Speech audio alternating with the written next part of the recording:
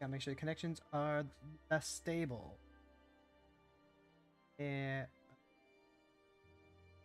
good, everything good. Perfect. Alright. Hey there, heroes! My name is Hero Girl. I'm your friendly local neighborhood hero tuber, and I'm here to let you know that I can do a lot of things. I can do so many things, in fact, that I lose track of all the things that I am doing. And you absolutely can too. In fact, you're probably doing it right now without even realizing it. But I, for one, am tired of losing track of the things I need to do, and I have trouble keeping keeping them all straight, as it were. So today, I have a very special plan, a plan of attack. Hence why we are here in the storm headquarters. Got the good old gang resting over there. Pretty great. So today, I'm gonna go over goals, things we're building towards, and hopefully get things just a little more organized. And then we'll be just doing our usual hanging out and working through stuff as we go. It's project time, folks. And you know me, I love projects. So if you're familiar with the channel already, and you follow me, and you know about me posting about my main, Hiroko, and then Thomora, the account that I made that essay video last year about, then you already know those two. You don't know that you don't know this gal. This gal was actually the first alt I made.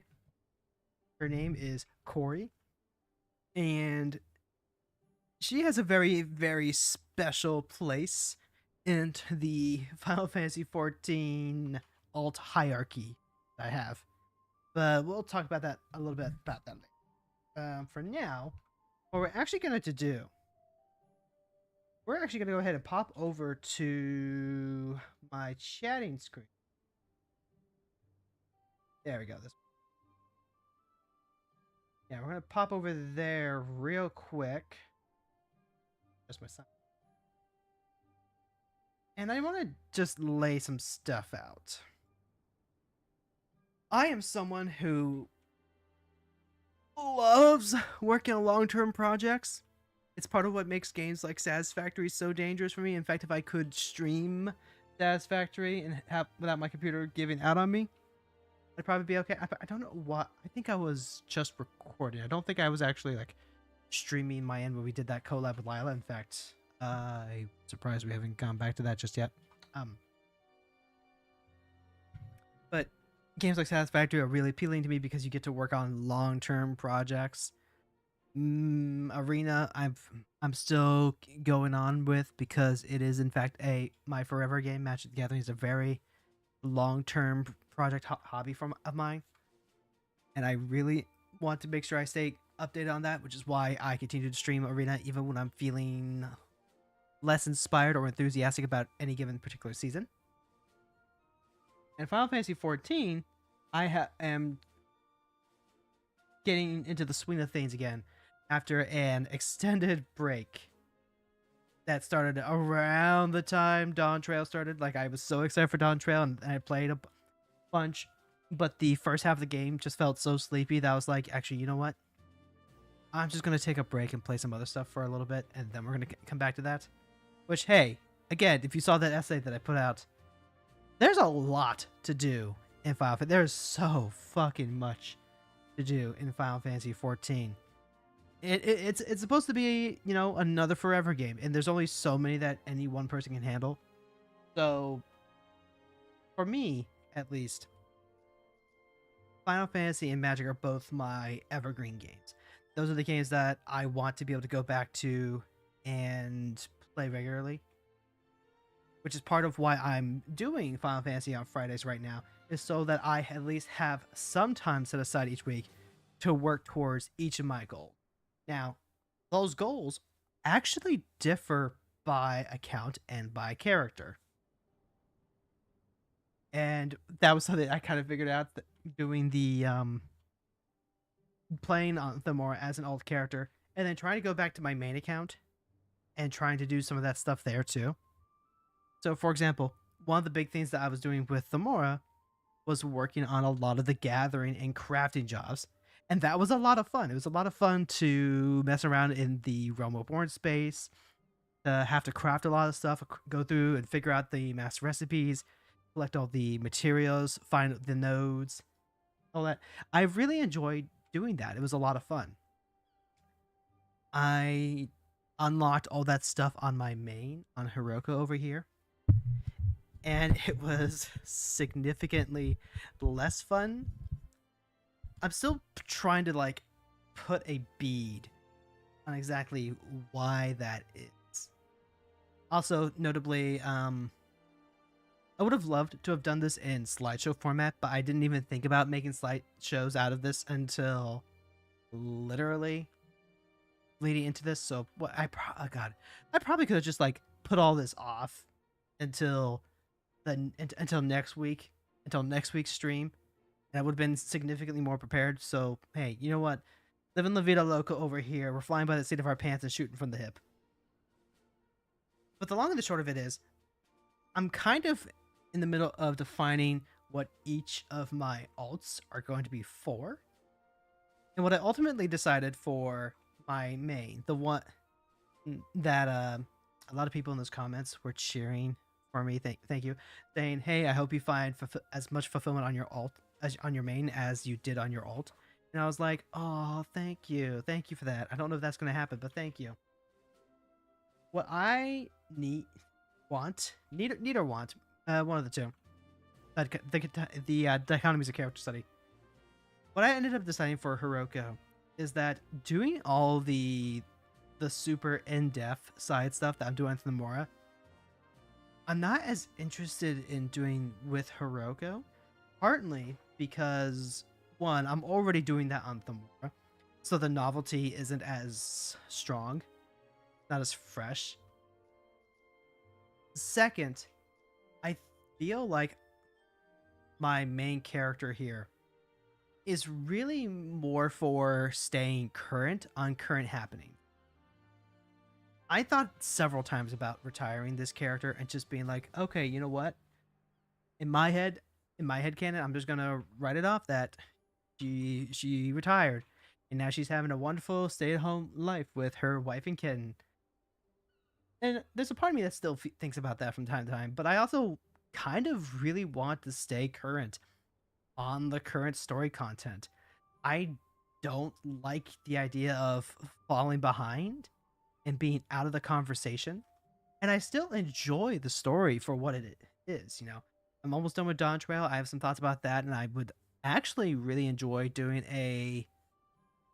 a reasonably lengthed video talking about my thoughts on Dawn Trail and some of the issues that I have observed.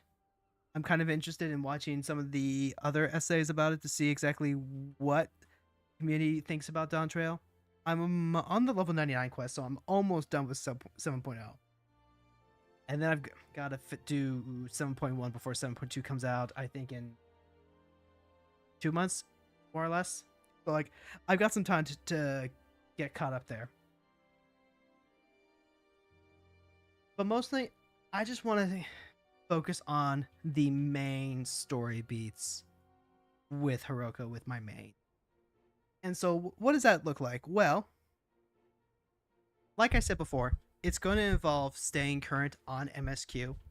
I don't want to have another marathon like I did between Endwalker and Dawn Trail, where I had to spend so much time catching up on all of the raid stories.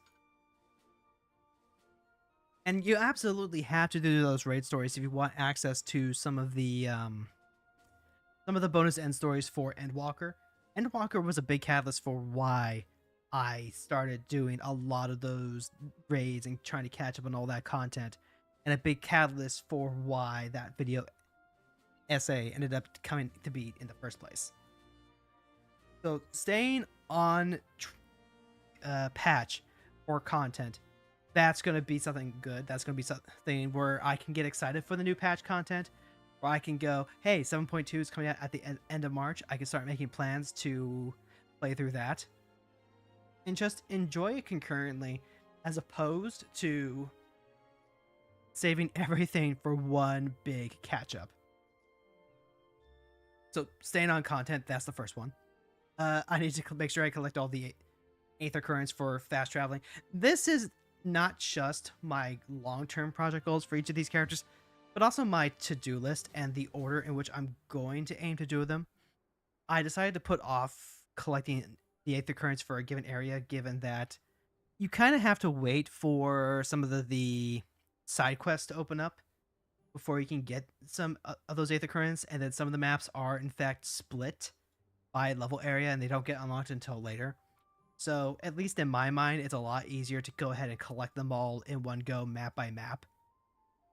And then once, just unlocking the flying is going to make it so much easier to do literally everything else that I need to do at this tier of the game. And that's going to involve, the hunt trains. It's going to involve gearing and leveling, doing the other role quests and stuff like that. Speaking of, so when I talk about wanting to make sure that I am up to date and complete on the main story, part of that is making sure that I have done all of the role quests, starting with Shadowbringers. They did away with the individual job quests, and they broke everything down by role. So tanks, healers, casters, and then DPS. And then in Endwalker, we got a split in the DPS between ranged DPS and melee DPS. I don't know why I put it. So, this is your Dragoons, your Reapers, your Monks, Samurai, Ninja, Viper, and then this is your Dancer, Bard, Machinist, versus all your casters, healers, and tanks. Note that melee DPS further breaks down into 3 roles for gearing, but that's not relevant for Hiroko as much as it's going to be relevant for one of the other older characters later on, and that's going to be for very specific stuff. And the reason that I want to maintain the role quest is that, honestly, I became enchanted. I became enchanted by how all of these role quests go into a singular true ending together. I heard whispers of it when it came to Shadowbringers. I heard that some of the cutscenes change if you finish all the role quests. So before I actually start on any of the patch content, I want to make sure that I have all the role quests done, so that way if there are any specific changes that mention or acknowledge the past role quests that you've done, that I get a chance to see it. I think it's so cool. I think it's so cool when they go back and actually reference and acknowledge the effort you put into exploring all these different sides of the game. It's kind of part of what I'm living for right now. And let's see, oh god, the quests that you do for Endwalker, or not Endwalker. Well, I mean, yes, it's there for Endwalker too, but I'm thinking specifically Shadowbringers. The Shadowbringers role quests also merge together with the Warring Triad from Heavensward, the Containment Bay trials, in such a cool way that it felt so rewarding. It was the big reward that I was looking for going back and completing all of the previous content. Because I was going back and doing them all patch by not patch by patch, but expansion by expansion, making sure that I did all my Heavensward raids into all of my Stormblood raids, into Shadowbringers, etc., etc., etc. And knowing that I got to see something that a lot of the more casual players who are just going through for the MSQ and then not really touching all the other content, it made it feel a little special, a little more exclusive, like, oh, wow, this is really neat. This is really cool. And since Endwalker also fulfilled that promise of being able to tie in a lot of these loose ends together, I'm going to continue the tradition and make sure that I get all my other roles filled out for Dawn Trail. Now, once I've got all of those jobs and role for the role quest taken care of, once I've got their job gear, my next course is actually to go ahead and to catch up on the raids. So currently with patch 7.1 and then 7.2 is coming out in 2 months. Right now we have access to tier 1 for both the Savage raids and the Alliance raids. So I'm going to go through and make sure that I get both of those for the story. If I'm a little pressed for time because it is just the 2 months. But also, I'm not going to force myself to try and rush and get everything done by the launch of 7.2. I'm just not going to do that. I have to, for my own sanity, make sure that I explicitly am not trying to meet an arbitrary deadline.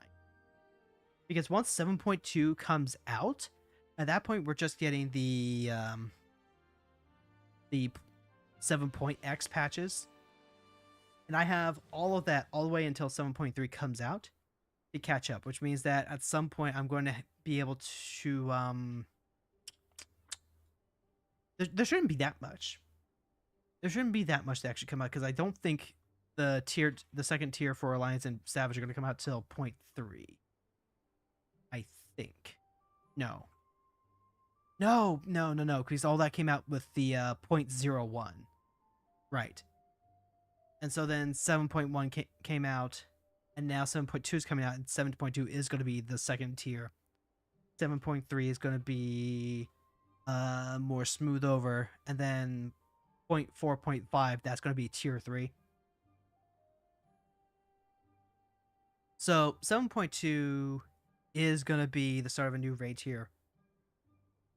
And that's honestly fine, because now to gear up my jobs, all I'm going to do is do a bunch of hunt trains.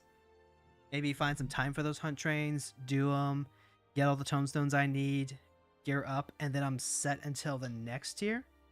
Like, that's kind of where I want to be. I want to try and like get into the flow of gear and tiering, because that is part of the MMO experience, and I just have never really been able to keep up throughout the entirety of the tier systems, partly because I've spent almost all my time doing older content where it's not really as important.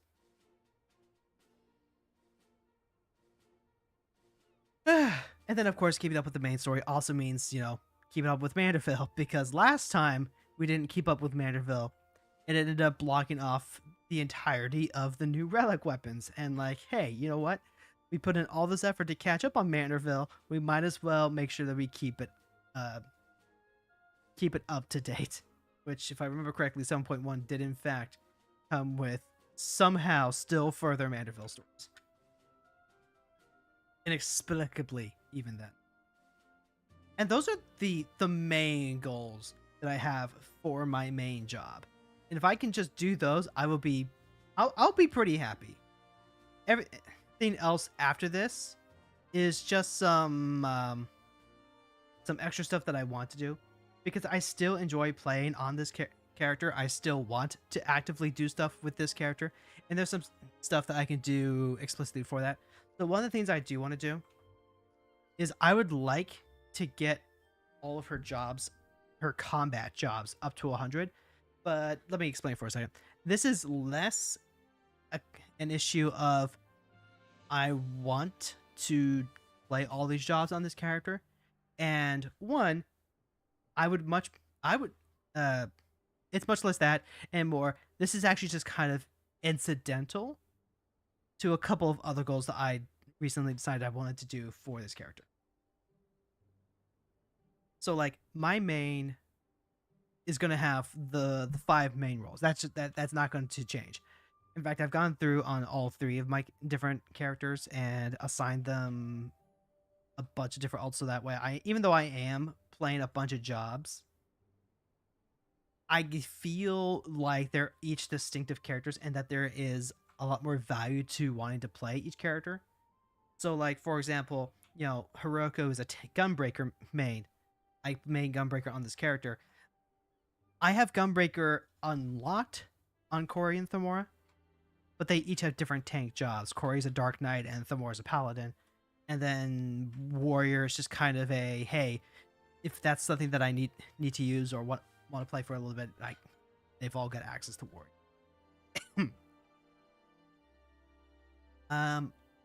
But playing through Dawntrail, I kind of realized that my retainers and my inventory is being cluttered up by holding on to all of the different gear sets that I have. Like at one point before I would play Thamora, I had this goal of getting all my jobs leveled, so I pre-bought a ton of the Poetics gear. And that's just made my retainers completely unusable because they have nothing but gear in them. And I would like to clear out that gear. And the only way to really justify clearing out that gear is to get my jobs to the point where they don't need the gear anymore. So Hiroko's gonna be power leveling jobs at some point in this cycle between Dawntrail and whatever 8.0 ends up being. It also helps that I need to level up my trusts. I was going through Dawntrail and going through some of the dungeons. And in one of the earlier dungeons in Dawntrail, I saw some really cool armor, and I was like, oh god, I want this for my paladin. I want to update Hiroko's paladin glamour and use a lot of this Central American designed armor because it looks neat as hell. And I love it, and it kind of speaks to me a little bit personally. And then I wanted to go in with the trust system, so that way I could just like snatch up all the gear for myself without having to fight over it with anyone else. And I realized, the duty support there for MSQ, it disappears the second that you clear the dungeon for the first time. And if you wanted to rerun it at any point, you have to go through with your trust, with the named NPCs. And all my NPCs were level 71, except for Bastinian, who was level 81 because that was Endwalker, but you know. So, again, I want to be able to use the trust to help farm glamour parts. And if I'm going to be leveling my jobs anyway, well then I might as well level my trust while I'm at it. So, yeah. And then I've got my different plans for doing the power leveling. If all you ever do for power leveling is a deep dungeon or Baja or any of these singular things, and that is all you do, you're gonna burn out. You're gonna just completely fall apart. That is the truth. So you need to be able to mix it up.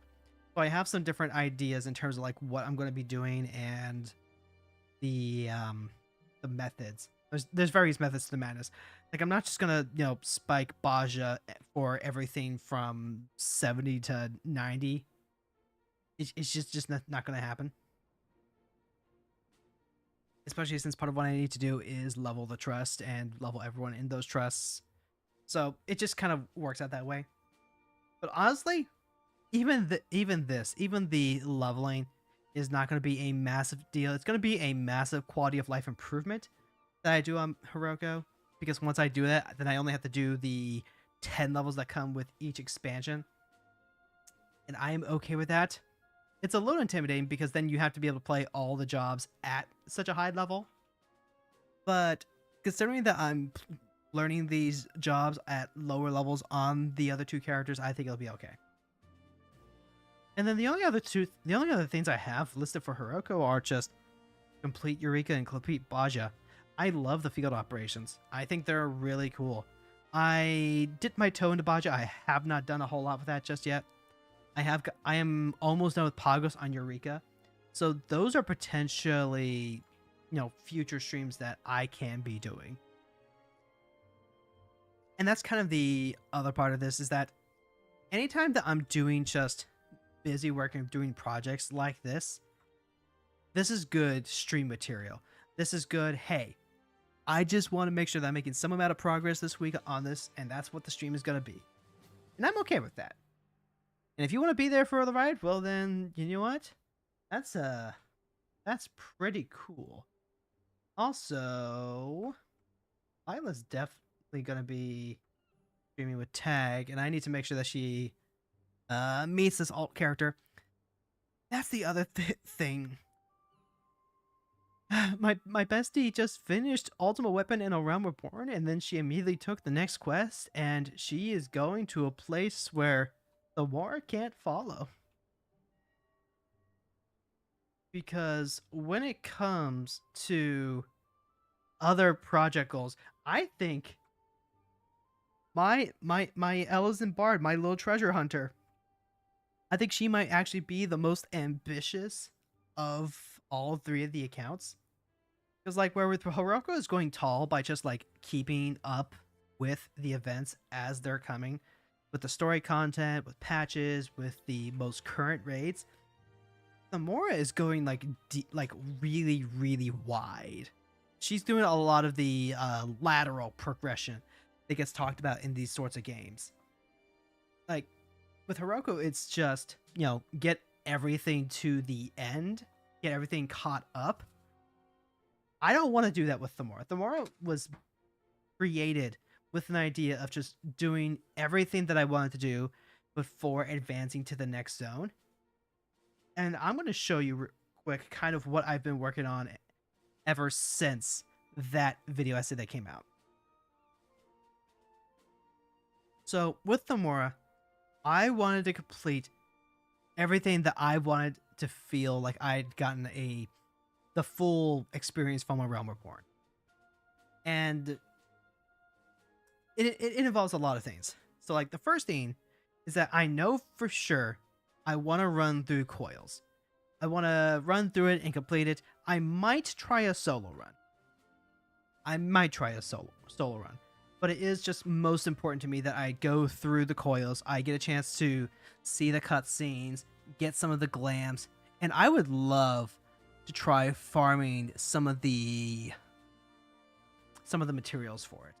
I need to double check to see what the qualities of the item drops are, because if I can actually take those materials, the super rare alligator materials to make the furniture and all that, and then trade them over to Thamora, I can just take my third alt into Coils and then farm that ad nauseum.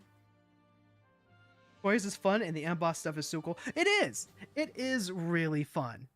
Like, I have been looking forward to going through a proper Coils Bahamut run for literally years. At one point, we were going to do that with some friends back when me and my wife were playing together. But then my friends got really antsy about it. And, like, the reputation of Coils had them just completely jimmied.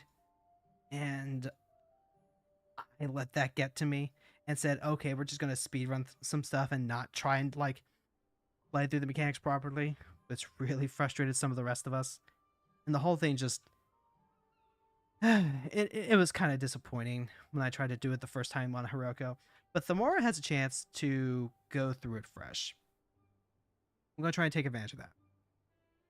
I did complete the Alliance raids as soon as I could. As soon as I finished A Realm Reborn, I went through, got the Alliance raids.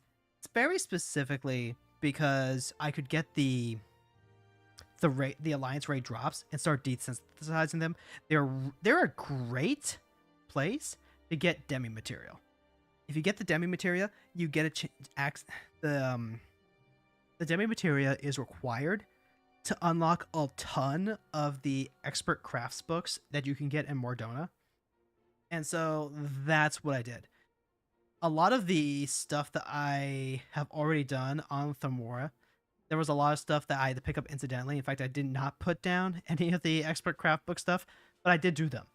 And going through to unlock those books, craft all the stuff, find all the high quality material items, and finding out, oh hey, some of the stuff is literally just for the books. It's good stuff. Don't let anybody tell you that a cookbook is a worthless reward, because cookbooks are actually pretty cool. I'm still working through the relic weapon. Thamora's weapon is... it's carrying like a couple of connotations here. One, I want to make sure I do the relic weapons step for each expansion. So when I go through Heaven's Ward, I'm gonna go do the entirety of the Anima relic before I move on the Stormblood. I'm gonna do all of Eureka before I move on the Shadowbringers, etc., etc. At one point, I was planning on getting the relic weapon for each of the jobs that Thamora is going to be using for her role quests, which meant getting Bard and Paladin on the Zodiac weapon. But having gone through the Zodiac weapon, I'm kind of feeling like maybe it's better to wait until some of the jobs are higher level before I attempt to get them. Incidentally, that means that when I go through on Heaven's Ward with Thamora, the relic that I'm going to try and build is the Astrologian Globe. I'm kind of really counting on the fact that Thamora can queue into some of this stuff as a healer to help carry her through the fact that I'm going to be doing a lot of light running. I've actually already gone through in the animal weapon process on my main account, so I'm already familiar with what that process is like. But I'm going to get very intimate going through that with Thamora. I also want to make sure that I get all my yellows. I see those yellows everywhere. Some of those yellows don't show up until you make certain MSQ progressions. And I am really curious which yellows pop up in the other expansions. Like, some of them have cool emotes, some of them have cool minions. I accidentally found the yellow that unlocks the post-Moggle quest. I was not expecting to get lore on the Tavern Keepers. The three main Tavern Keepers, like Mother Mirren and the other two. Oh god, I'm having a hard time remembering their names. But you do the male quest and you get backstory on them. I didn't know that existed. This is why we're doing this. This is why, I call Thamora my treasure hunter. Because we're digging around and finding a ton of little gold nuggets that if all you ever do is just the MSQ and the raids, you don't get. You don't get this cool stuff. I do have some achievements that I'm also currently in the process of hunting, but I've gone and made the asterisk that my contingency on moving on to Heaven's Ward is not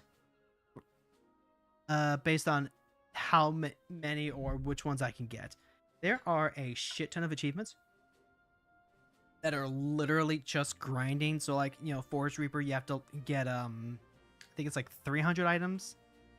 You have to get like 300 of a certain level range in a specific area of the Shroud. And I want Forest Reaper literally just because Thamora's kind of a forest core kind of gal, and Reaper is her main melee job. I want to get Necromancer, well, because it's Necromancer first of all, but also because I've really been liking attaching a lot of the Void stuff over to Thamora. I'm kind of enamored with the idea of like the Sunshine, the kind of Buffy type, the blonde cheerleader who's involved with a lot of the darkness of the world, the underworld, and all that. I really should watch Buffy at some point. The show didn't bury your gaze, but like it had actual lesbians, and like, hey, you know what? They brought on one of the actresses from Buffy into I Saw the TV Glow, and I think that's really fucking cool. Similar to Hiroko, I want to level all of Thamora's jobs up to 100 eventually, but for now, I'm kind of taking it in stages at 10. I've gotten all of her jobs up to 50, including Blue Mage. My next goal is to get them all to 60, and there's a big reason for that. At 50, you get access to the Ironworks Poetics gear, and some of the other gear. It's kind of like incidental, because in Realm Reborn, the most you're doing is the EX trials, which, if you're doing them at 50, you're not going to be able to do them, period. You need to be like 60 plus at least to clear some of these. And even then, Ifrit EX, you need to be level... Oh god, I couldn't complete that until Viper came out. So you have to be at least level 80 with 80 gear. Take out Ifrit. If you want to do 70, I think you need at least Skaven gear. It's probably better to be on tank for that. But with ARR, you still have access to the Garo gear, at least while that collab is still running. So if I can get all of Thamor's jobs up to level 60, and then use the wolf marks to get Garo gear, then I don't have to gear any of her jobs until I reach Heaven's Ward endgame. And at which point, like, I'm really only getting the Shire gear for my main roles, and also just as a way to burn poetics.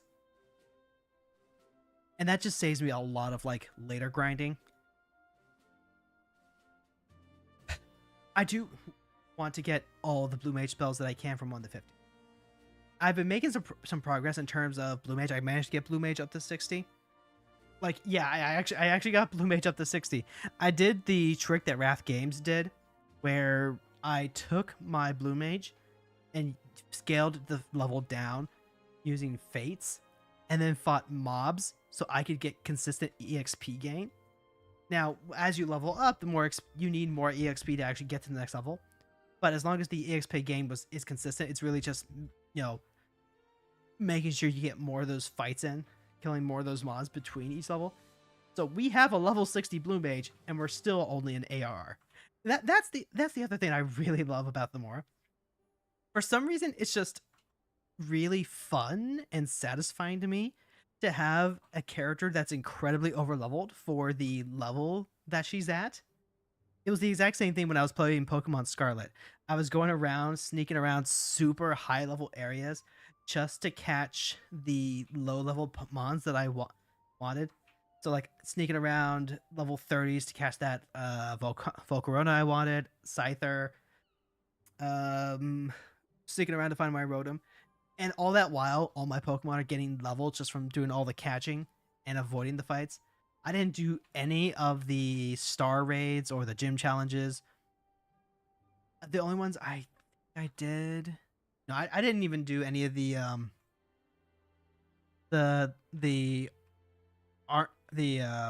what was his name? Ardvald? Aaronvale? Something like that.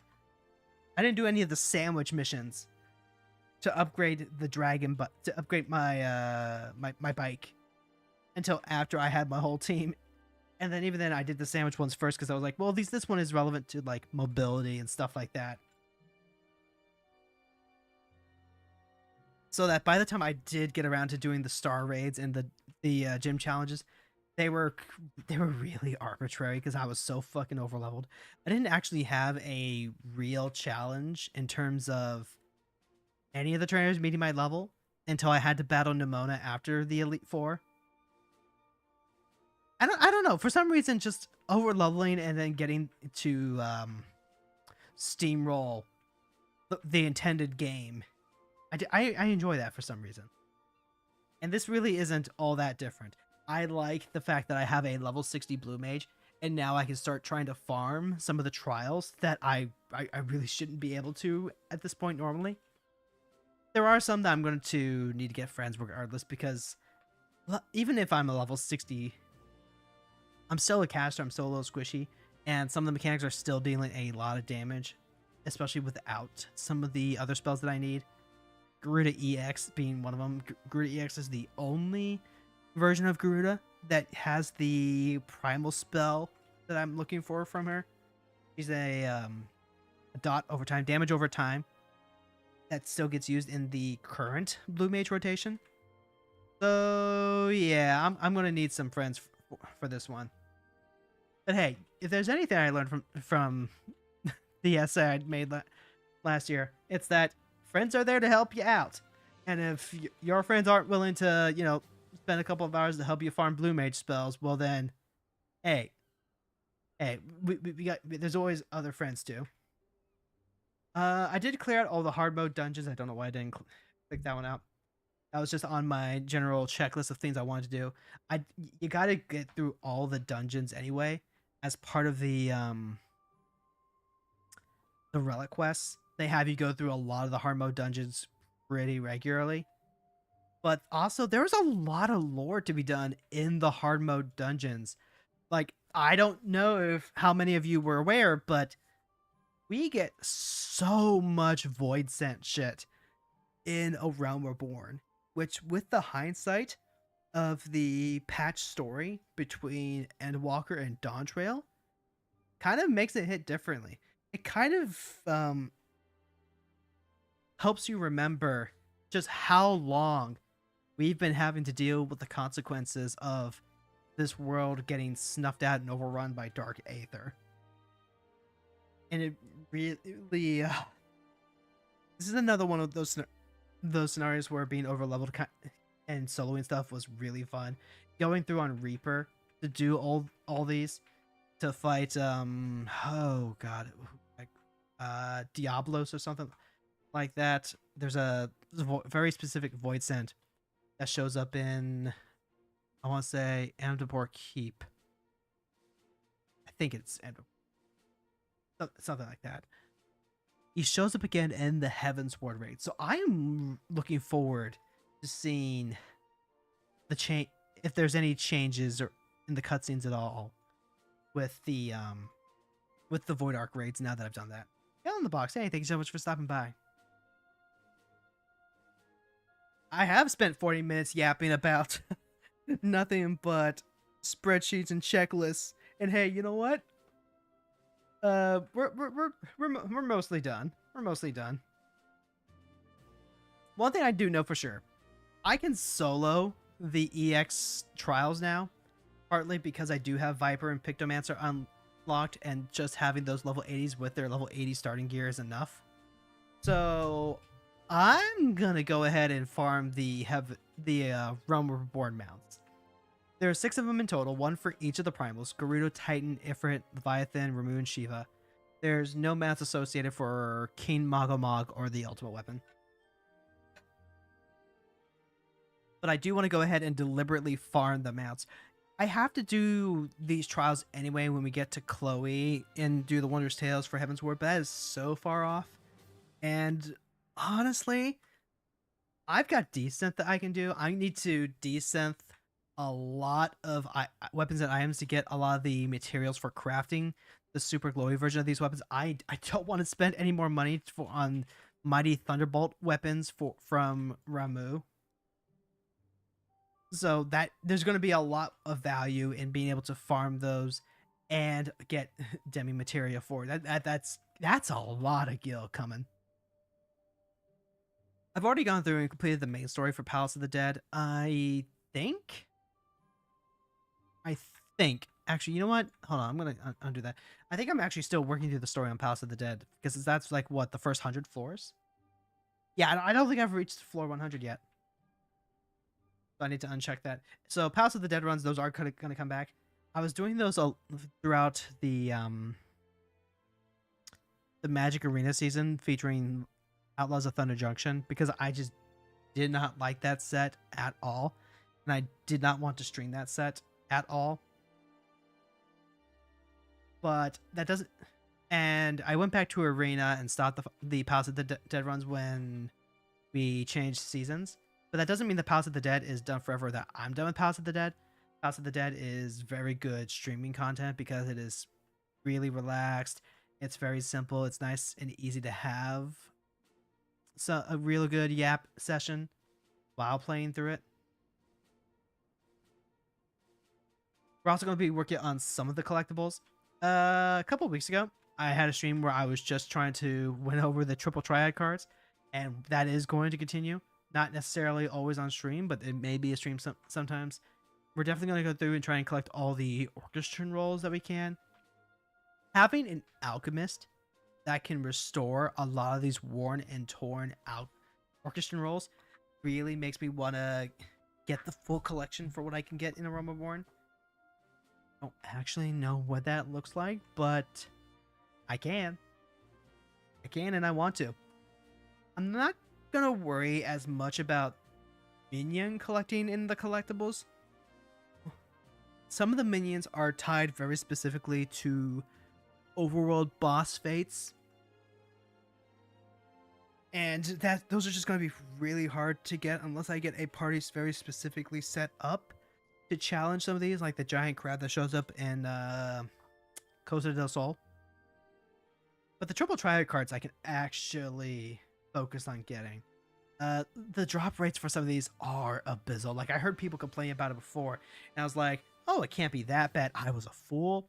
I knew nothing. I was a poor spring child walking into the wintry depths of the northern wall with sandals on.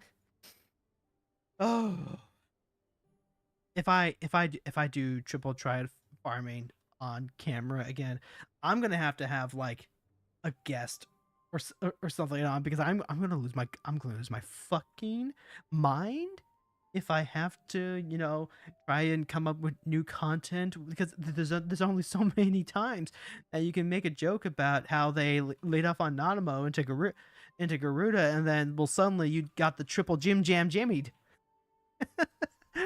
Lose my goddamn mind. I do need to. I'm doing Manderville on Thamora as well.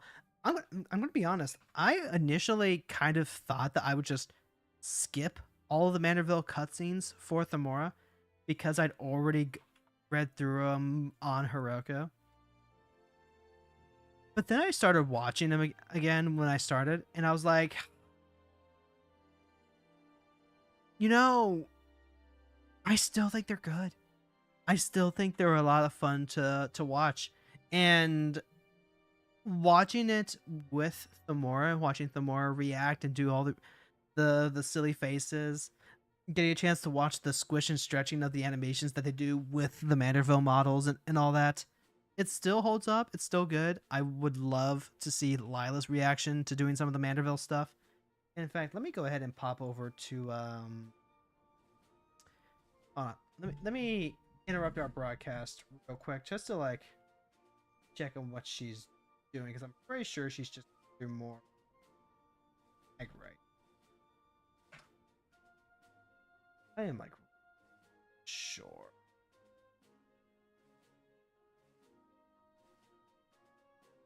Checking her chat. Checking her chat. We're gonna go ahead and chat. Currently in ARR with an auto name tag. Take a little ad blocker. Yep, she's currently going through MSQ with her wife. So at some point, I'm gonna need to pop over to she just to worry about that too much though. Not right now. I've got my own stuff I need sure I'm doing. And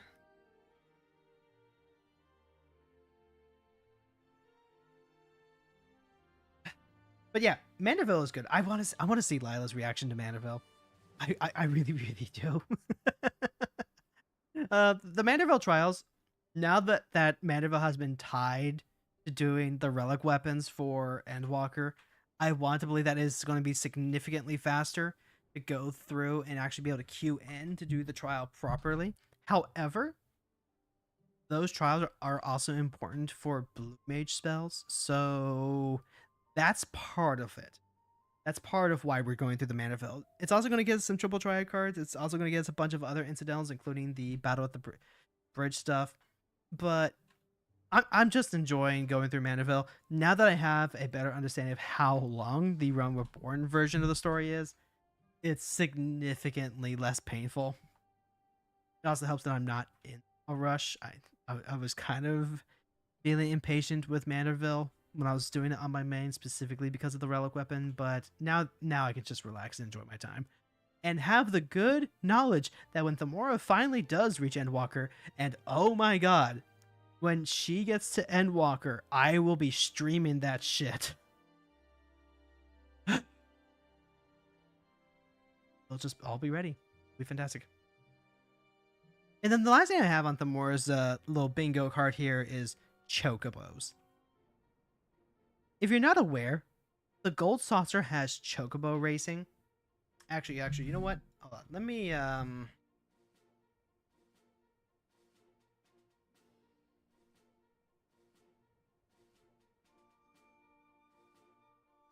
just modify it quick.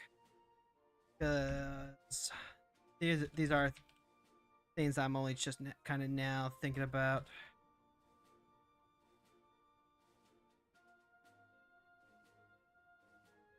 Make sure these get properly check marked, and then no. You here. There we go. All right. So you play enough Mahjong, you get a Mahjong title, and I actually do want to learn to play Mahjong. Kind of like how I want to learn how the chocobo racing works best, and also the raising of the chocobos. You can raise your chocobo's level cap by getting it special food. There's also a special food for reallocating their skill points. And that is a system I have never engaged with on my main. And if part of what I want to do with Thamora is to engage with all these systems that I have never touched before, well then, by George, I guess I'm going to try and get that golden bird. I have no idea what that's going to be like. I'm kind of scared. And I might have to ask my free company leader for a little more gardening room. Maybe. Maybe at some point I even have to just like save up to try and get my own house somewhere. Maybe. Who knows? Who even knows? And then yeah, I did have the gathering here. This one's interesting. This one is one of those you're kind of required to just like make a bunch of stuff and then also gather a bunch of stuff. And I've been putting that off for a little bit. I've been thinking that it would be nice, not necessarily a hard requirement, but it would be nice if I was able to go through the entirety of the log and say, okay, I have gathered everything there is. It is all in my thing. My retainers are able to grab any of this for me. That'd be fantastic. And then also, there are achievements for crafting X amount of high quality items. And a lot of that is going to be tied to the firmament, which we're not going to have access to until Heaven's Ward. But, wouldn't it also be kind of neat to just like, casually go through the entire catalog of craftables and be like, yep, I crafted it all. That the reason those aren't going to be hard requirements though is because I can very easily see myself losing my mind doing it, and the XP is going to be so minimal. It's going to be like some amount of XP. Like all of my crafters are up to level 60 on Thamora because I just do so much crafting. I have done so much crafting. I did do some leaves in order to get some of them up to 60 specifically for gear and stuff. I don't know. This you have to be flexible with what you are and are not going to do, with an understanding of this is something I actually find fun, and this is something I'm doing kind of more for like completionist reasoning than anything else. Like, completionism can be fun. That's what a lot of the achievement hunters are doing. But also, I'm not going to spend every Sunday working on burning out all my leave quest numbers so I can get an arbitrary achievement that says, hey, you did all these leave quests for 4 years. For 4 years. I decided early on that I was not going to be about that side of spider life. Was not going to happen. And like, that's ideally a good image of just how much I'm trying to do with Thamora. Having the Gather and the Crafters also, by the way, that's going to make doing the society quests and the other expansions so much easier. My main account, Hiroko, can only do the combat societies. She was able to do the Hippo Riders in Endwalker, and she's currently doing the other combat societies in the lower expansions to help get job experience, like the Pixies in Shadowbringers. That's really good. But to do the other ones to get these special dances, like the Lop Hop in Endwalker, you have to have crafters and gatherers done. Maybe at some point I'll go through with Hiroko and power level crafters and gatherers, but I feel like that's more of a That's gonna have to be a very special. I was really bored and decided that I wanted to see if I could do this just because. And even then, I don't know that that's what I want to be doing on Hiroko. In special part because now this is where we're gonna get up to the account that I'm currently on. So, since Bestie Lila has cleared base Realm Reborn, Themora can no longer follow her. At least not until I finish like a whole bunch of other stuff that I wanted to do, right? I'm trying to do all this before I go into any of the Realm Reborn patch content as much as possible. My main is currently on another continent. She is currently in Tural, and like even though I can easily afford the teleportation cost, it's kind of a massive pain to go back and forth between main continent and side continent. Never mind the fact that I would have to DC travel, and until somewhat recently, DC travel was restricted. Fortunately, here on Brynhildr, I have a third alt. So, let me go ahead and pull up. Let me switch over here real quick. So, like I said earlier, this is Corey. This is my original alt account. I made her a few years back. I want to say around the time that my original friend group that got me through Realm Reborn was really playing heavily together. Back before they had a lot of the server traveling. They had some server traveling within the DC center itself at this point, but they still didn't have actual DC traveling. So the only way that we could actually play with people over on let's see, what's it? Oh, yeah, it was Crystal. I think it was Crystal. Yeah. We were on Aether and some of our friends were on Crystal. So we wanted to play with our friends. So what you do is you would just make an alt on that account, on that server. Oh, unless no, I was right. And Corey was the one I made. She started as a Rogadin, a Femro, and then I eventually turned her into an Aura because I actually really liked the Tharl tribe from Stormblood. I thought that they were amazing. I was like, I gotta have a gal that's from that village, that culture, because that is fantastic. That there's so much queerness in that. I love it. And for a long while, we ran with Corey as basically as a raiding account. A friend of mine and my wife's named Alice went and gifted us story and job skips. So we were able to get all the way up through Stormblood and Shadowbringers very quickly. So we didn't have to do the big MSQ with Corey. Unfortunately, that kind of borked things up.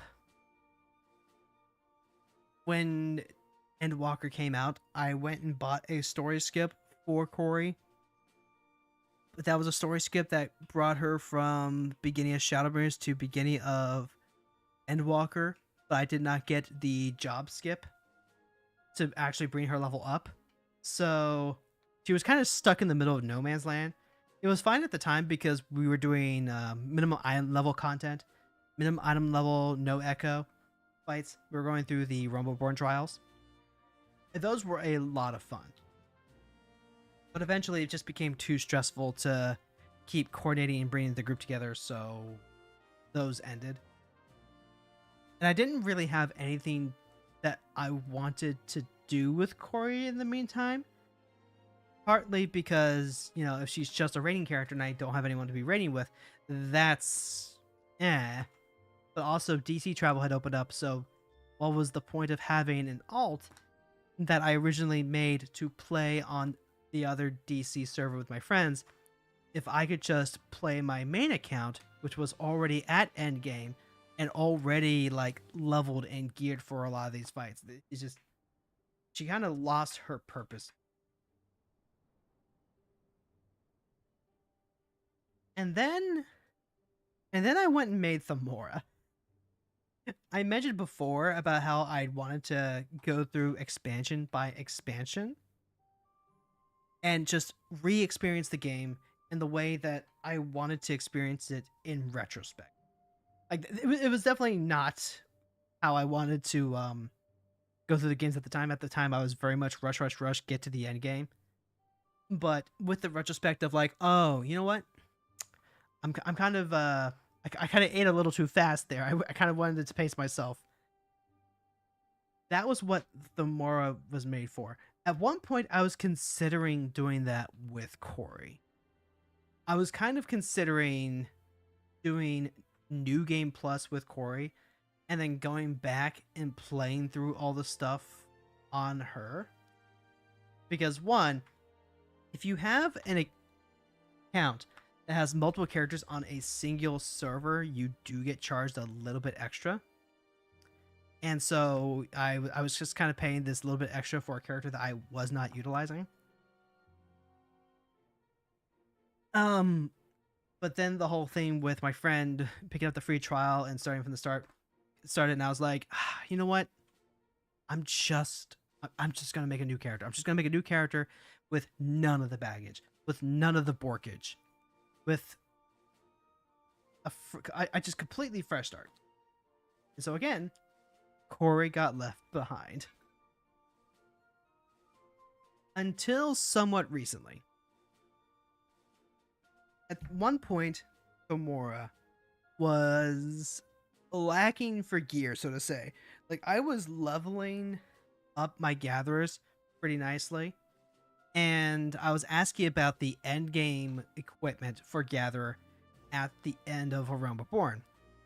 And my friends casually mentioned that the low tier gear for Heavensward was just it just completely outstripped the gear for that you would get at an endgame for Realm Reborn, and it would be significantly easier to get. Like they would literally just they offered to hop over to Ishgard, spend the couple thousand gil to get it, and then meet up with me and hand it over. And I was like, you know what?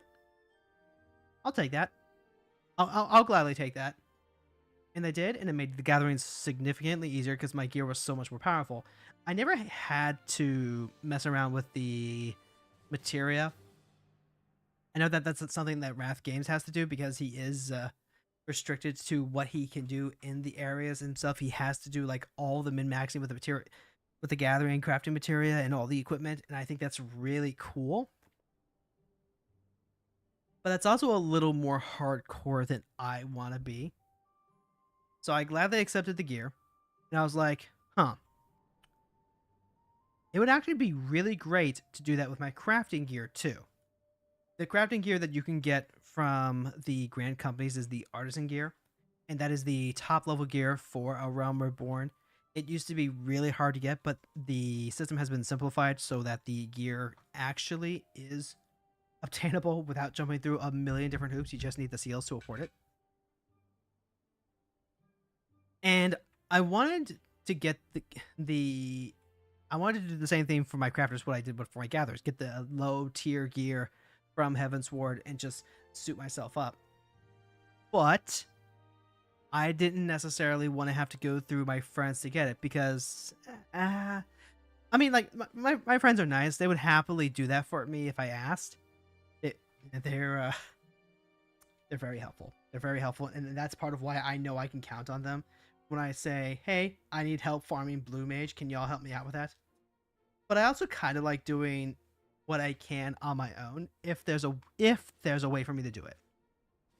Like, if there's a relatively simple way and it only requires some amount of effort to do it, then I'm happy to go ahead and take care of it on my own. I am a bit of a solo gamer that way. And I got a solution from my free company leader, Heron, who has 2 alts on the same account, and all 3 are in the same kind company together. Or not the same free company. They're all in the same free company together. She uses the free company chest to move transferable items from character to character. And I realized,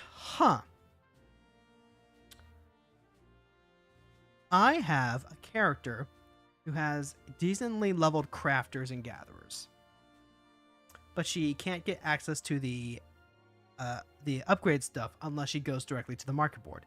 And like I don't want to pay the extra cost on the market board if I can just pay an NPC vendor to get it at its lowest cost, right?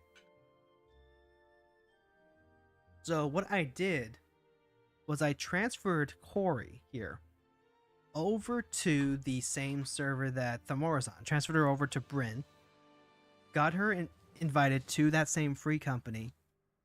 So now Corey and Thamora can trade items between each other. And I kind of think of Corey as like a play action retainer for Thamora just a little bit. Like if there's something I need specifically in a later area level that Thamora needs and that Corey can grab, then I can just go ahead and go in as Corey and then grab it. Corey does not have any of her gatherers or crafters level either, even though they are also unlocked on her. At one point, I think I'd like to try power leveling some of her gatherers so that I can go ahead and try farming some of that higher tier material. That's kind of a maybe though. But it also means that it's a lot easier to do a lot of the things on Corey because I can do things on Thamora as well. So, for example, I wanted to dye a lot of Corey's gear with craftable dye. She doesn't have any of the societies completed, so she can't just buy it from societies. And again, her crafters aren't leveled, so she can't craft it herself. But what I can do is craft it all on Thamora, so that way Thamora gets crafting experience. Put the dyes in the free company chest. Put the dyes in the free company chest. And then Corey can withdraw those the next time I log in on Corey. And then Corey just has a ton of dye. I want to point out that alt accounts with Final Fantasy XIV and being able to interact between them, there is some friction there. So, for example, you can't mail yourself stuff. I cannot have Hiroko mail anything directly to Thamora or Corey because they are not in the free company. They are not in the same free. Hiroko is not in the same free company as Corey and Thamora. If I want to transfer anything from Hiroko from my main account to my alts, I have to find a go-between person. So I have to ask one of my friends to act as an intermediary to trade them over. And again, they are happy to do so, and I trust them to do so. But I don't necessarily want to have to ask them every time I want to transfer something over. So the convenience of having two alts in the same free company takes care of a lot of that.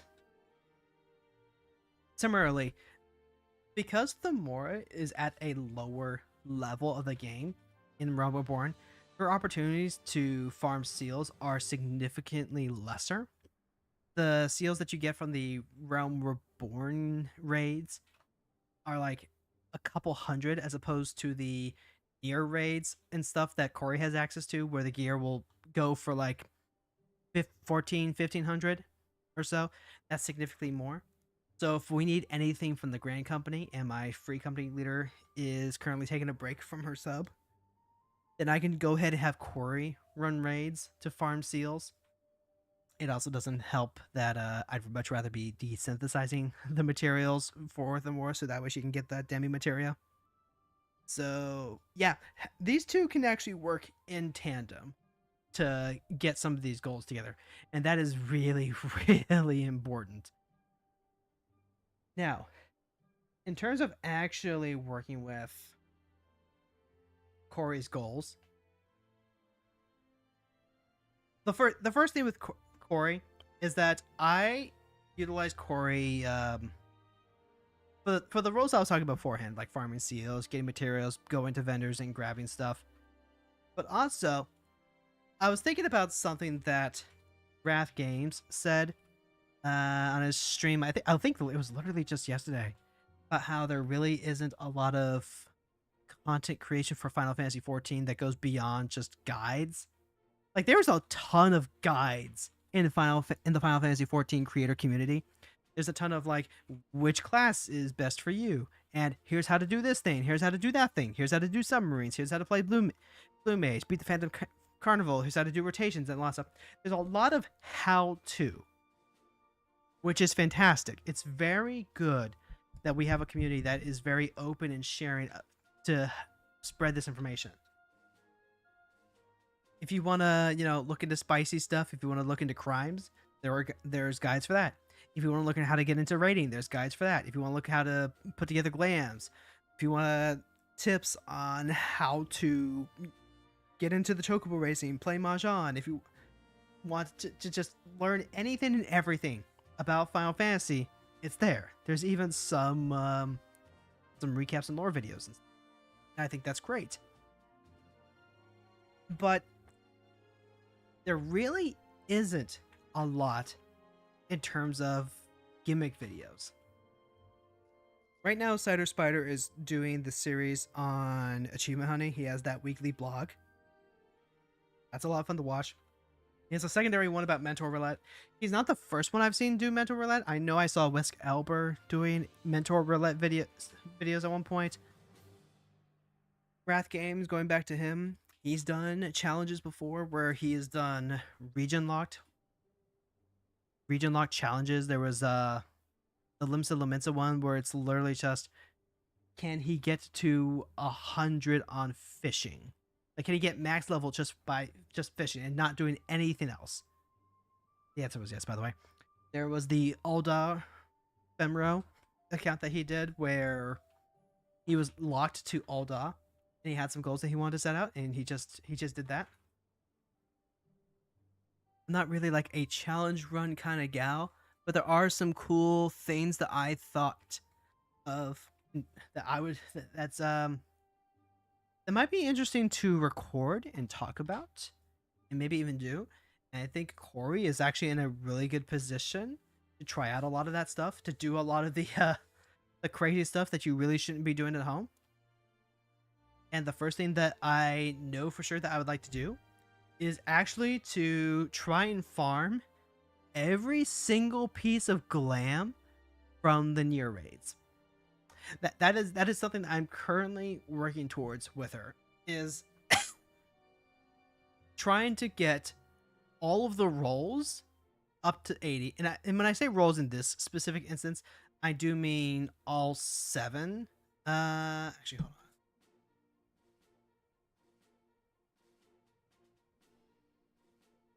I forgot Amy. Oh no. There we go. So in this case, I don't mean like just the 5 for the role quest that come up.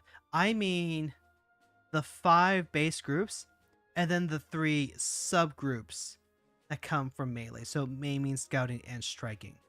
Because there's going to be 7 different sets that drop in the alliance raids, and if you're in any of these roles, you get to roll neat on them. So you're really only fighting with anyone that happens to share the role with you, which if you're tank, you're the only tank, so you get those pretty much automatically.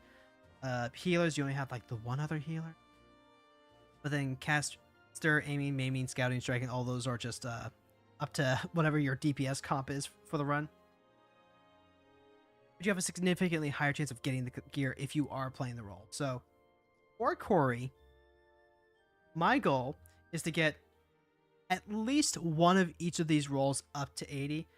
Tank has already been taken care of. Dark Knight is already up to 80 for her. That is her main role as of right now current. I could go through and play Endwalker on Corey right now and be able to continue on the story. She is slowly becoming unborked in this process. She's also going to level her trust to 80. That's another one of those things that's just kind of incidental to the main goal. And then I have the checklist for all 3 alliance raids here. The Tower of Paradise Breach is going to be a very special kind of hell, because there are 2 gear sets for each of the roles. Gotta go put aiming before maiming on all of these. Aiming? Aiming is not a thing. Ah, I see if you do shift enter. Okay. And this is going to be a very special this is going to be a stream. This is going to be like a this is going to be a series of streams that we do. When I start doing this near rate challenge, I'm going to be streaming this each Friday. I'm not going to do any of this off stream. This is all going to be on stream.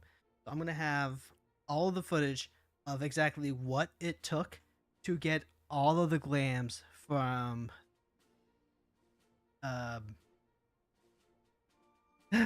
Shadowbringer alliances. And then on top of that, I can come up with other goals too. So let's go ahead and go back to our Final Fantasy screen. Bring up the key. Actually, and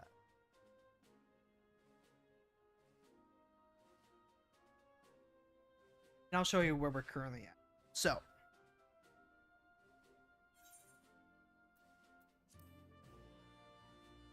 Corey's main jobs, as opposed to Hiroko and Thamura's. Let's see, I can actually list those as we go. So, like I said, her Dark Knight is currently at 81. Hiroko's the Gunbreaker, and Thamura's going to be the Paladin. I haven't done any level on Marauder. Her main DPS melee job is Dragoon, but I will be leveling Samurai and... Oh, what did I write? Samurai's going to be like her off melee job, but I also need to get at least one of the scouting jobs. It's going to be Viper. It's going to be Viper very specifically because it's already a level 80 job. And that's just going to keep me from having to level Rogue up 79 levels.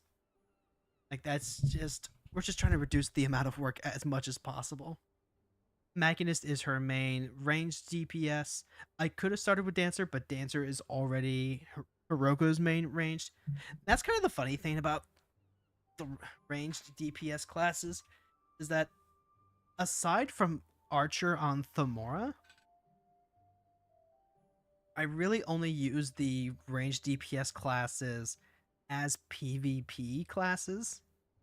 And even then, like, the only reason Thamura sees as much action on her Bard as possible is because that was the class that she started on. It's the class that she has the most XP on.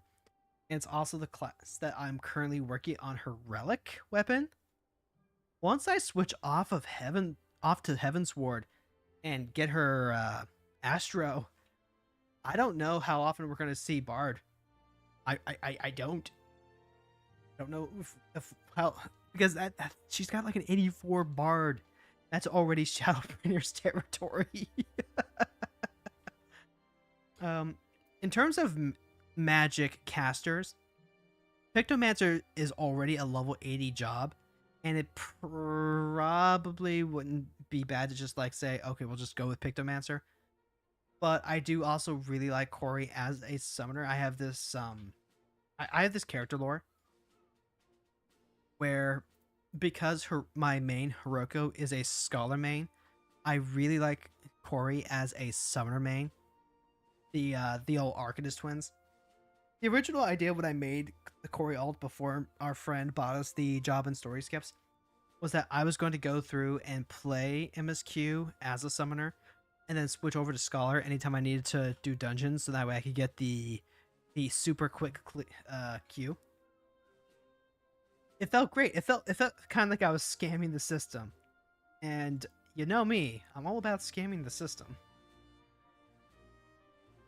So we are going to finish leveling Summoner up to 80. We're going to finish leveling Sage, which is her main healer, up to 80. We got to get Machinist caught up to 80, Dragoon up to 80, Sam up to 80, and then Viper will do Viper stuff. And then just to like show you what I meant, I unlocked all of the crafters and the gatherers. I tried doing that thing I did on Thamura, where if I was waiting for leveling queue, I would just go mining. And it kind of works. Here's another thing that's cool though. So like Corey has what why is clicking things hard? Why weird. My mouse struggling? I hope it's not. I hope my mouse isn't struggling. Okay, there we go. Oh, this is bad. Hold on. Let me see if I can do like a reset here. Where's my mouse?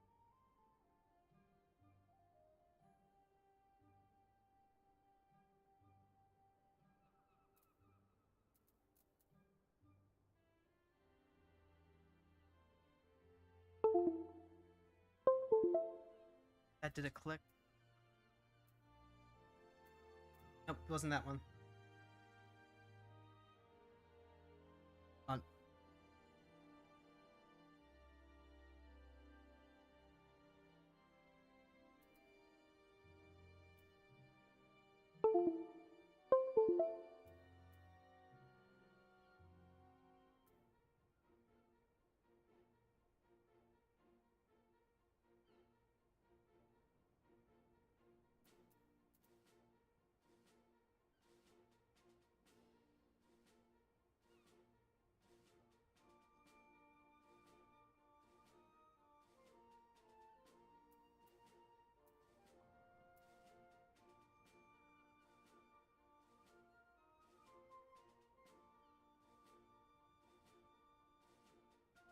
Okay, that's weird. It's only in the game.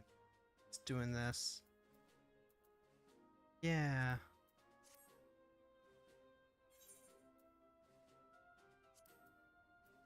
All right. Let me go ahead and start the game, I guess. Okay, but like, here's something I was thinking about, right? Say as I reset everything I know and love in the tray.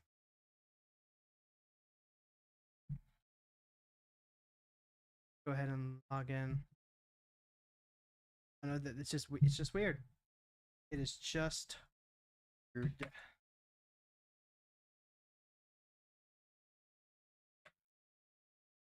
So we just got that ring, right? That ring that buffs XP up to level 60.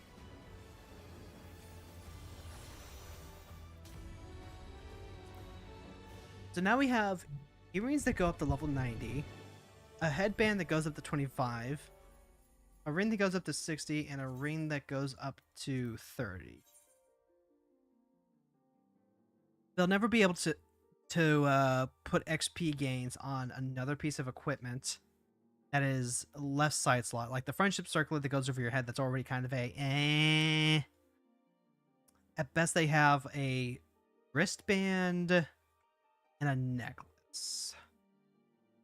So I'm trying to think. What I would love to do at some point is to save one of Corey's level 1 jobs and use that as a, how fast can you level up? Wow, okay. This is bizarre.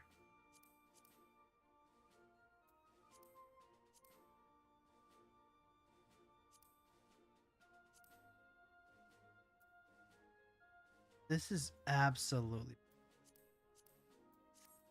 the effect. Anything else? I don't know why the game's like this right now. This is absolutely bizarre. It's not letting me click on some stuff. Wow. Okay, game. Thank you for that. I definitely know that is the game because I'm able to go into Discord and like just click on stuff, by the way. Am I even going to be able to like Go say hi to Lila. I don't know. I don't know if I'm gonna be able to. Hold on. I have to go check something real quick. So part of what I was going to do today is this was going to be a leveling stream. We're going to be doing leveling in frontline. We're going to run a daily frontline, and then I'm going to go clear a couple of weeks worth of Wondrous Tales. But if I'm having difficulty like just selecting stuff,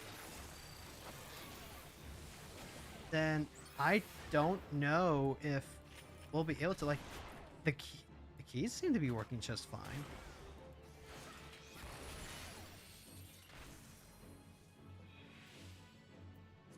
Okay, I can reset striking it. That's something at least. See if we can queue into frontline. Okay, we can't. Oh wait, hold on. Alliance raid's up. Alliance raided. Real quick. Make sure that we activate the good old heat of battle. Pop into an alliance raid, and while we wait, ponder the mysteries of the UI.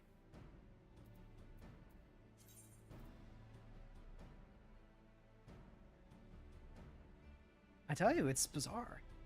It is absolutely, positively bizarre. What is it? Let's see. Right now, she's currently Corey of the Vengeful Lance. Stormgrowler's not a bad title. Most of these are like MSQ based. Not like a whole lot that are.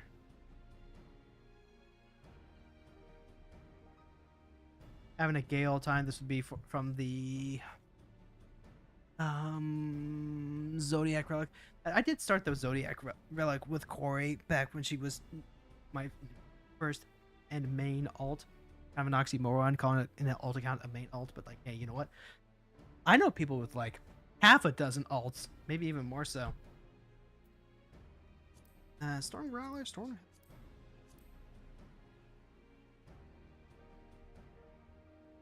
Make it keep. It's perfect. Okay.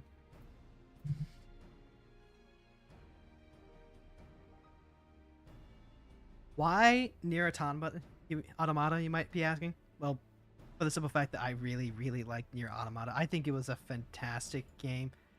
I have an incredibly hot take, I know, about as hot as those Taco Bell sauce packets. But it just, I got emotional. What can I say? Like, I'm only human.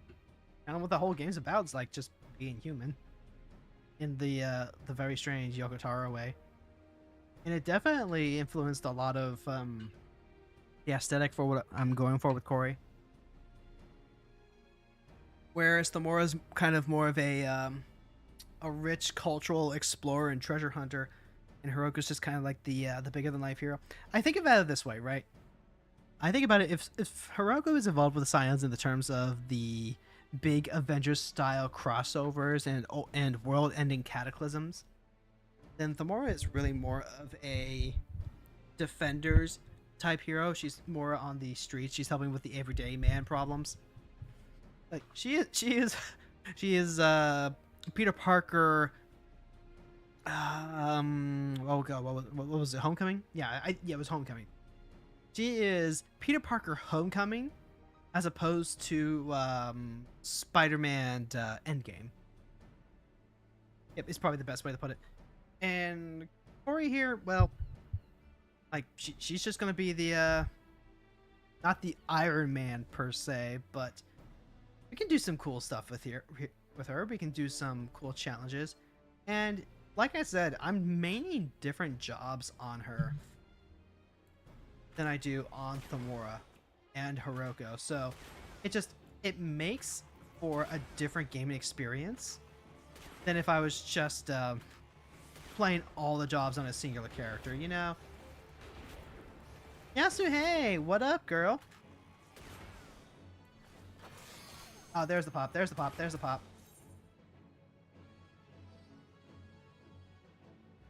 By the way, folks, you can always use exclamation point pronouns if you want to set your pronouns for the chat.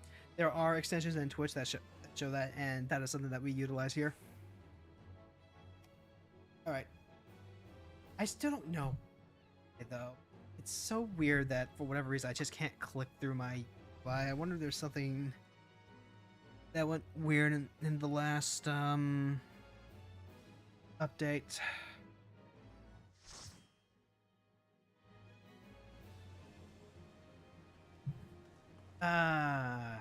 Good old Circus Tower. Like easily the best one that you can get if all you want to do is just get in, get out. And yet, maybe a few more people could stand to do Cloud Darkness. Not me. I've already done my time. Seems like every time I was queuing in with them, or I was getting Cloud of Darkness like non-stop. Oh, that's a nice little. Oh. Okay, that's a really fun emote. That's a fun.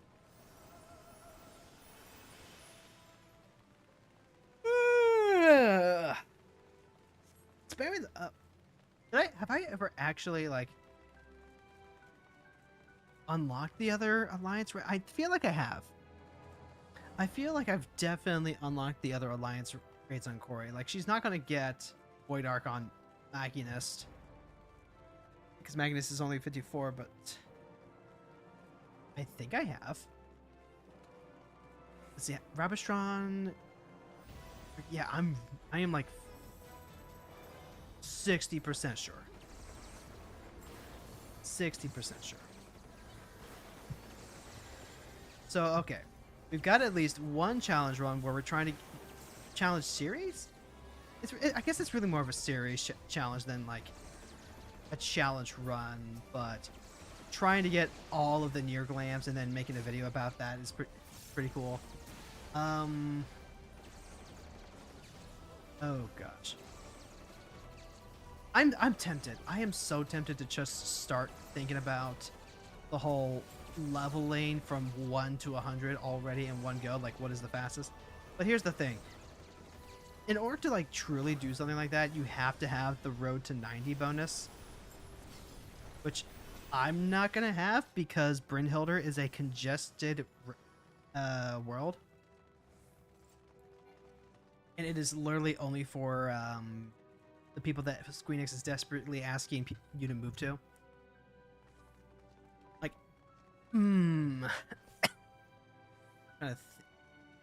theoretically, right?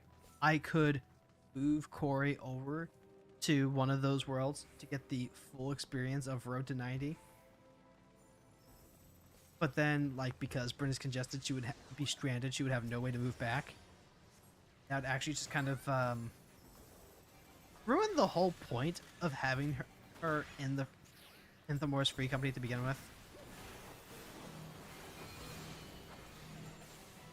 Like, my Machinist rotation is probably like suboptimal as hell. Or what? I don't too much. I'm only really playing a job to play PvP. I really need to learn it in the first place. Well, considering that I'm going to be running this through Nier, the answer is probably yes. The answer is probably yes. Actually, that's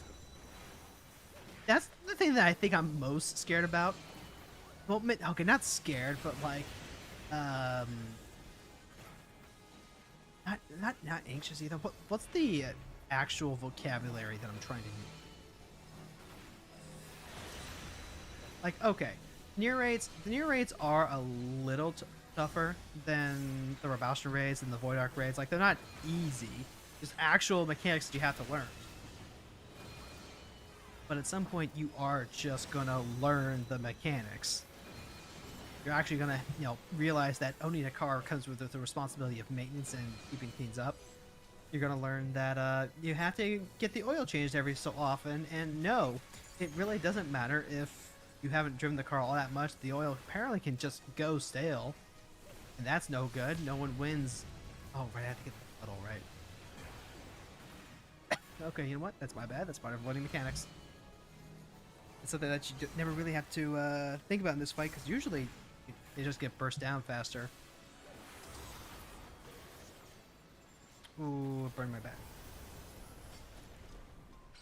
It's fine. I will just grab all the seal foddery.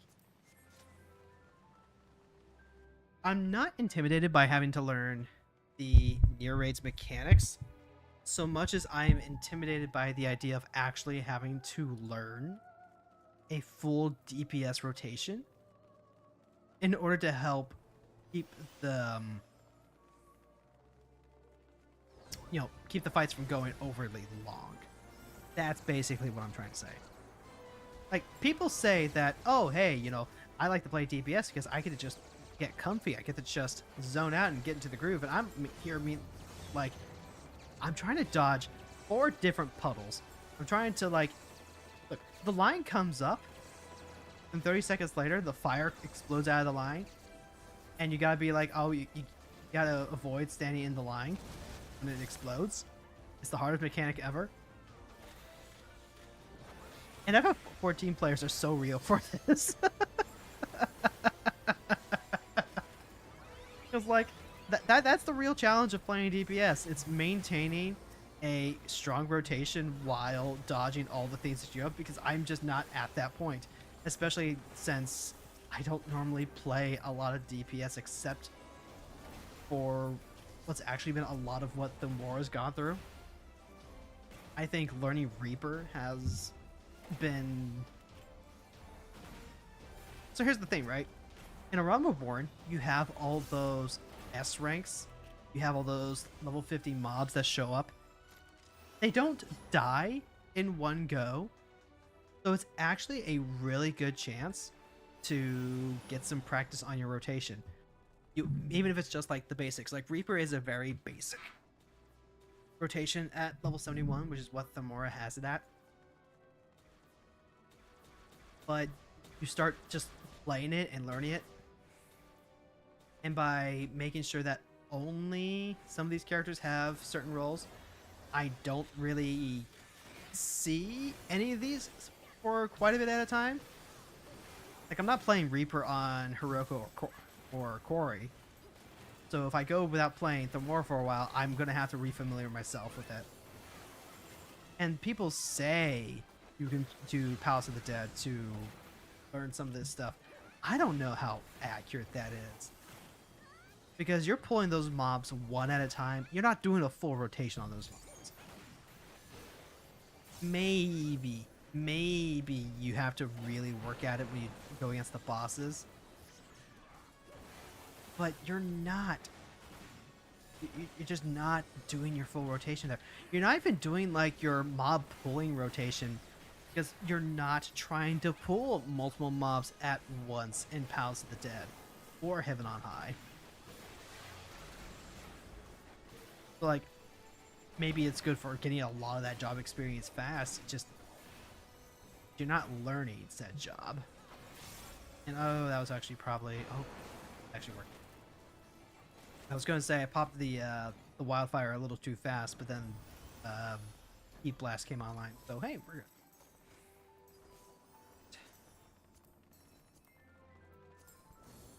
Talking about... The near raids are going to be funny. The near raids are going to be funny, partly because they are later game. Right now, the free trial currently goes through Stormblood, right? So we have a lot of free players currently going through Stormblood, and some of them are in fact waiting for Shadowbringers to be added to the free trial, which it will be. It's wild to imagine that when we get to 8.0, Shadowbringers is very likely to be added to the free trial, because it'll literally just be that old. The expansion that was current when I really got back into the game is gonna be free to play. It's crazy. It's absolutely wild. But when it is to that point, we're actually going to be able to fire the near raids pretty often. And there's something to be said about, maybe I should hold off on this challenge specifically until that is the case. Just because it'll be a lot faster and easier to queue in. Alternatively, though, get the clams now while they're, while you can.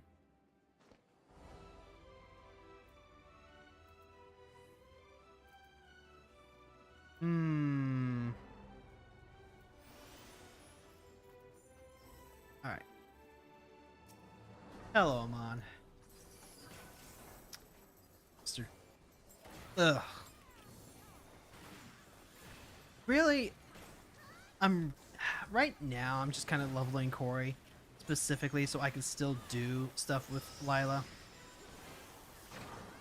That was what prompted this whole thing. I've got a couple of Wondrous Tales that need to be cleared out this week. But we're going to be back to just project stuff.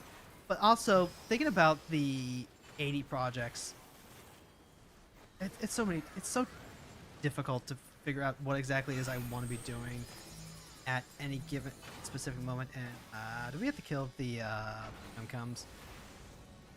Am I actually gonna get Oh, wait, hold on. Yeah, I've never actually learned mechanics. But oh, that would do it. Hey, we're still learning mechanics. Excellent.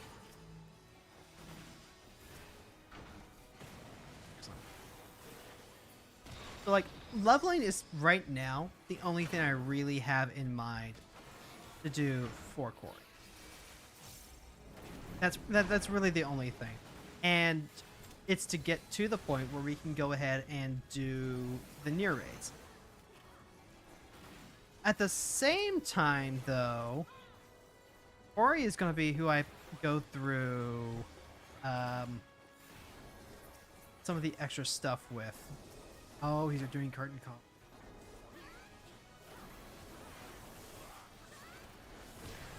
So as long as Corey is like ahead of where Lila is in terms of like leveling, that's fine. But also,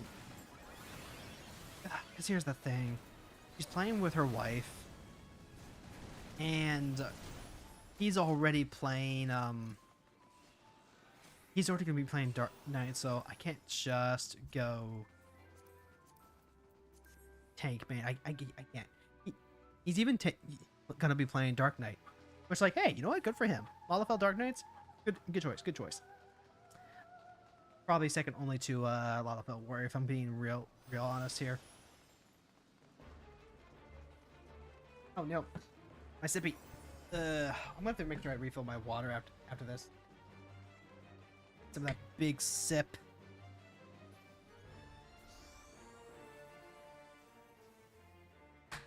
Redeems nothing. I've already got like the big thirst. Anyway, and then like we've got Heavy, who joins the party every so often. They're probably so like one of the people that Lila knows the best that's been showing up to her Final Fantasy 14 streams. So it's like Hank is covered, Heal is covered, Caster's covered. Well then, if I'm playing, I would like to play the role that is currently not filled out as heavily. And that's going to be physical DPS. And I can go ahead and play Dragoon. In fact, if I pop into another trial, that's almost certainly what I'm going to be doing. But I also did a lot of Dragoon playing on my main, just to fill out the role quest because Viper hadn't come out yet.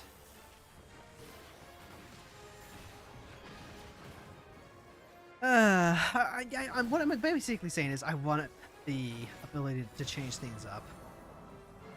So like, keep Machinist leveled. Make sure I'm leveling Samurai too. Get everything up to 71 so we can start running those trusts. Make sure that we have the ability to shake things up from time to time. How many of these heat blasts can I get off before the thing goes off? Yeah, play some level 50 content. Learn your lower level rotations. Stack them on the markers and wonder why people aren't stacking up. Wonder why you just burned your fucking reassemble on a Goss round.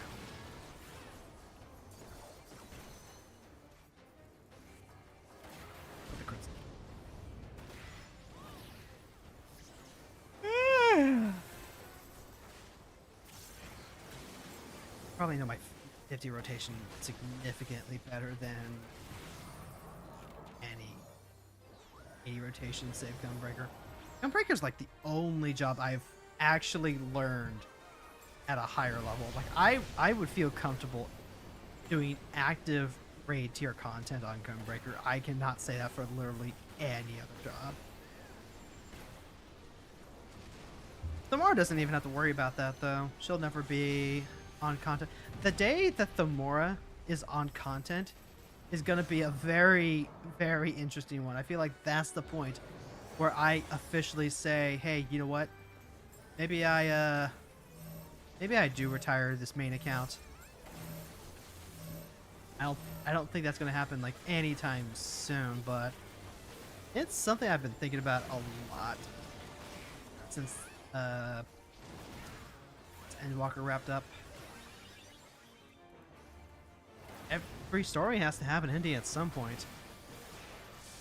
I've got at least one friend that's like, no, there's just no reason for people to air condition. Oh, wait. Give it to the healers. Don't get commendation. Put the tomestones in the bag. We don't need. I am grabbing these faded copies though. Faded copies to transfer over to Thamora, so that way we can store them, sell them on the market, crash the marketplace, make them more accessible. Still waiting. Or the orcs. Alright, they're officially in the back. It's also good to make sure that we're doing the. Alright, we're still. Hold on. How's my PvP currency? It's just fine. Okay.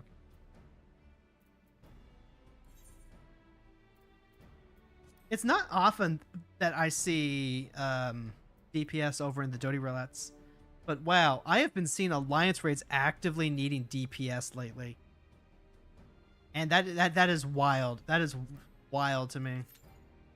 I will gladly take it. Oh, it's my earring. Oh, isn't there a menu? No, no. Oh my god, it's doing it again. It's freaking doing it again.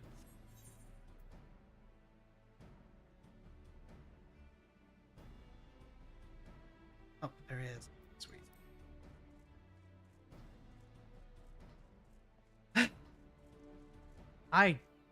This is the first time all week that we have had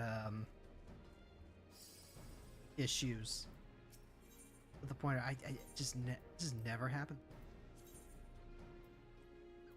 Okay, I need to turn off.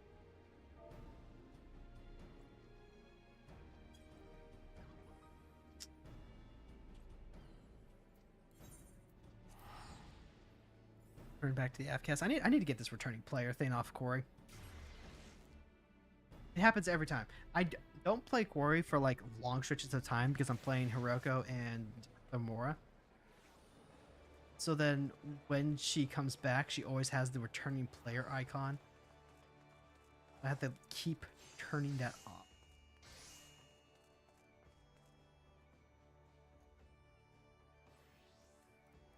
Remember when all of the lizard folk spoke in broken English?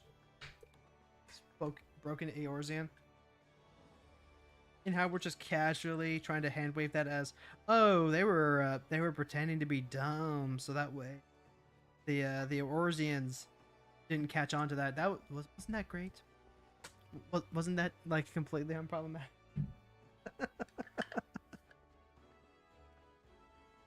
I love that they are just like an actually fleshed out culture now. And it's such a great one too. I love it. I think they use a similar model to the model. Similar, not exactly one for one, but kind of like, oh right, and then this is gonna this. All right, so we finished this front line. Then we have 1 hour to try and catch up on both of our Wondrous Tales, if we can swing that. It's gonna be a little tough.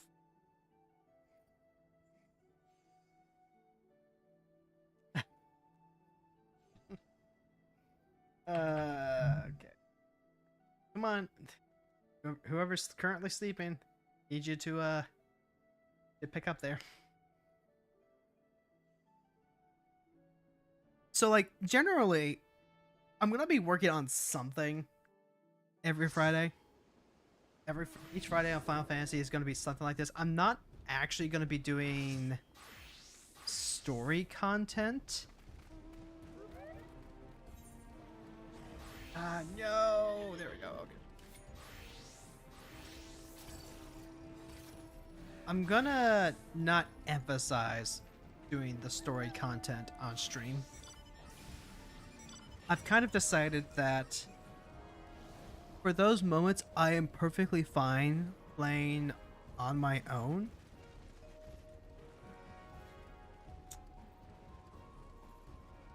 Very specifically because there are just things I like to have active while I'm playing, and things I like to do while playing that are not necessarily conducive to a streaming etiquette. That will absolutely change when Thamora gets to Endwalker, but that is also for a specific reason, being that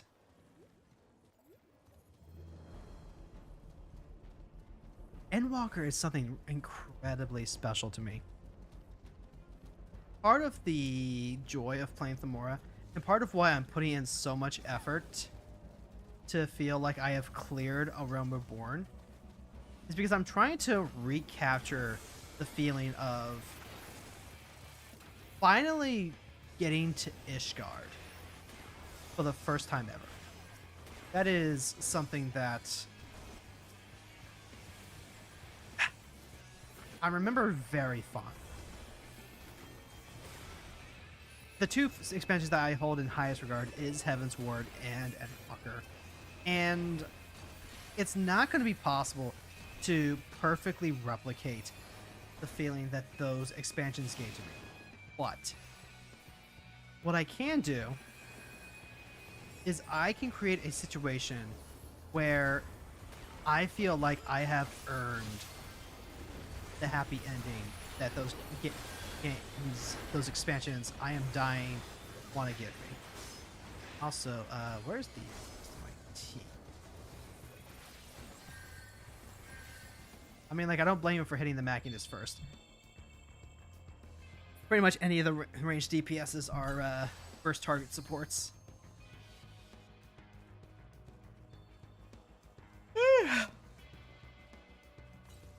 By the way, chat, what do you do if one of your DPS is complaining about wall-to-wall pools?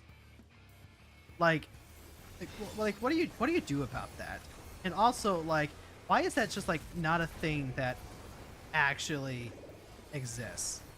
Because especially if they're like a black mage, right? Because black mage is like the king of killing massive groups of mobs. I just don't see it. Anyway, part of doing everything on Thamora is to feel like I've completely beaten Realm Reborn and that I am ready to move on to the next area. Endwalker is just for that one moment, that one instance of when she looks at you and she asks you if it was worth it. When I see her again, I want to look at her and I want to be able to tell her, yeah, it was worth it. because when I went through that scene the first time, when I was playing it with my wife, she asked me if it was worth it, and I couldn't say yes. I couldn't tell her that like the hours of pain that we had put in to trying to catch up to that point had been. I think that trying to rush things, I think trying to go way too hard, too fast, made it difficult to savor. Made it difficult to say that we got the intended experience. Maybe not even like the intended experience, but like an experience that felt authentic to who we are and what we wanted to do. I remember a big part of what my wife and I were really into was the minimum item level challenges, going through and doing trials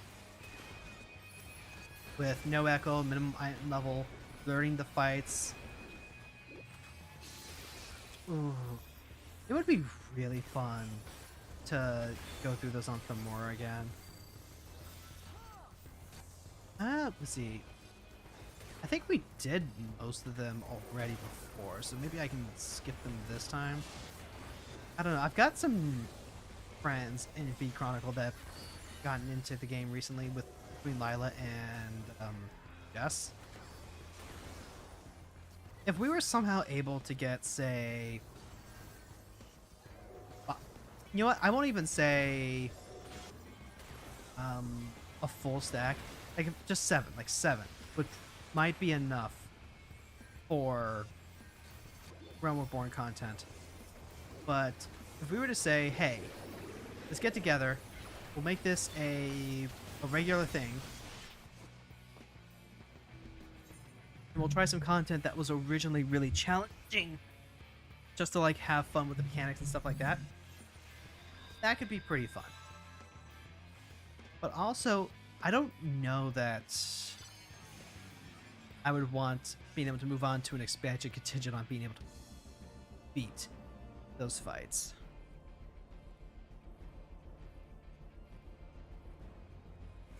But they were something that we wanted to do when we were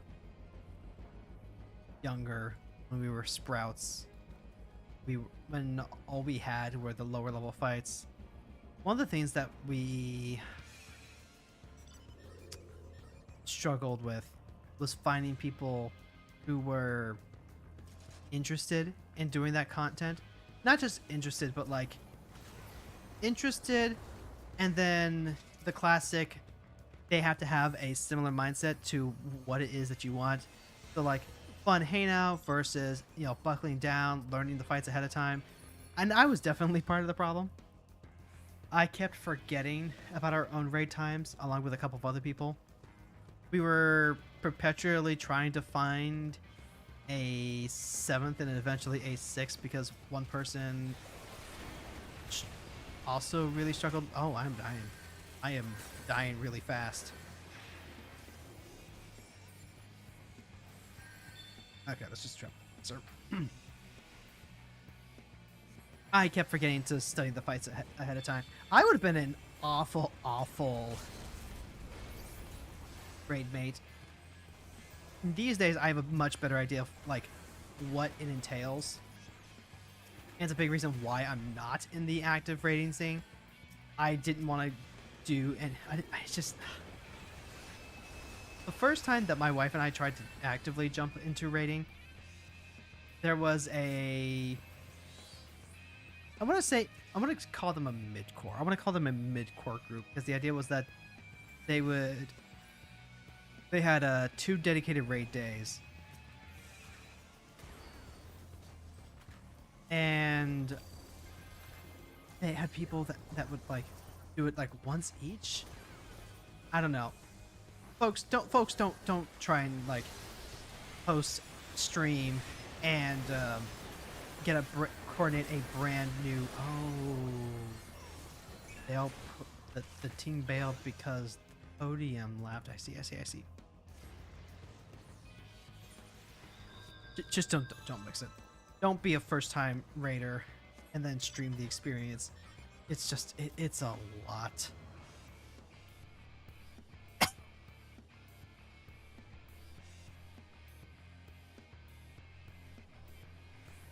In that essay, I mentioned that I needed to be open at doing more things that were available at my level, and that kind of goes both ways. If what we wanted to do was raid, and then raid at the minimum eye level at some of the older fights, we had to have friends that are willing to do that for us, and we had some good friends, but also we had some friends that were not so kind or patient with the frog process. Most of those fights, most of the Realm Reborn EX trials, they're actually surprisingly simple and doable within the span of a single night. Like if you look at AFCAT Theater and Shiva, you can absolutely get some friends together and learn that fight within the span of a night. More so if you have a guide than if you're trying to go in blind. We weren't doing blind prog. We were, hey, this is the guide. This is how you do the mechanics. Let's go ahead and give it our best. Snipe that Pictomancer's ass.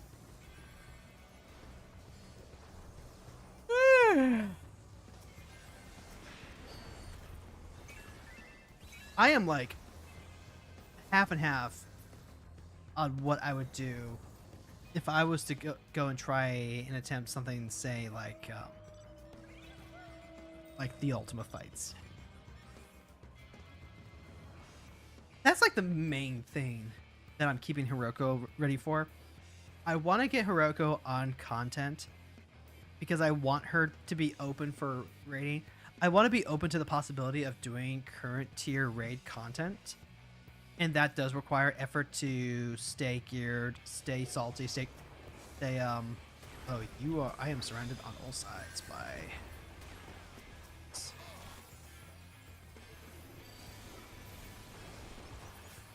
alright, you're good. But in order to have that be a possibility, you have to have the stuff unlocked. I don't know.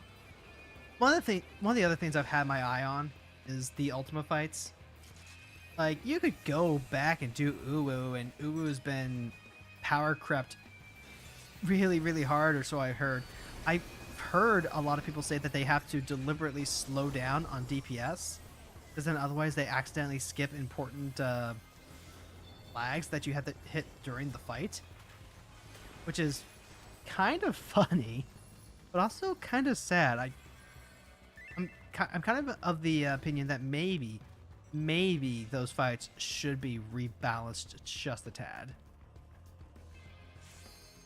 or at least, you know, make it so that way accidentally skipping through because you fucking wanted to parse the pink,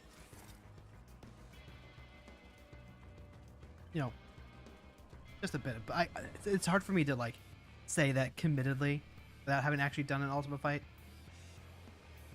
And then on top of that, you just kind of have to wonder if you're doing it, if you want to do it blind or not. Some people do. Some people want to sign up for blind prog.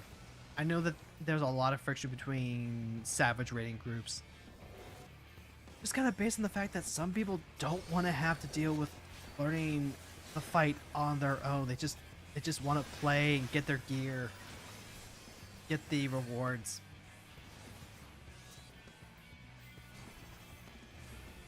Ah.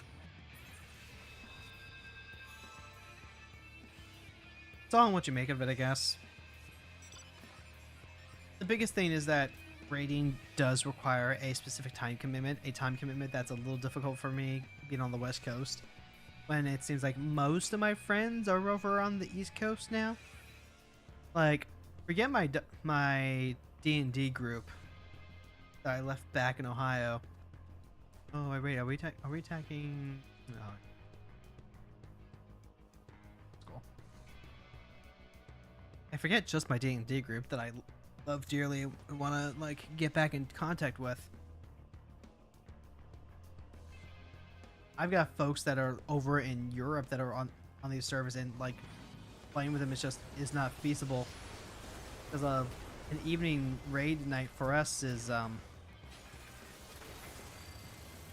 that's damn near impossible.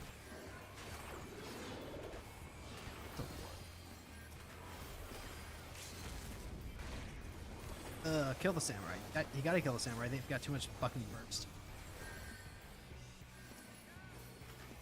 Here's another thing. So, like... Oh, we lost it to the adders.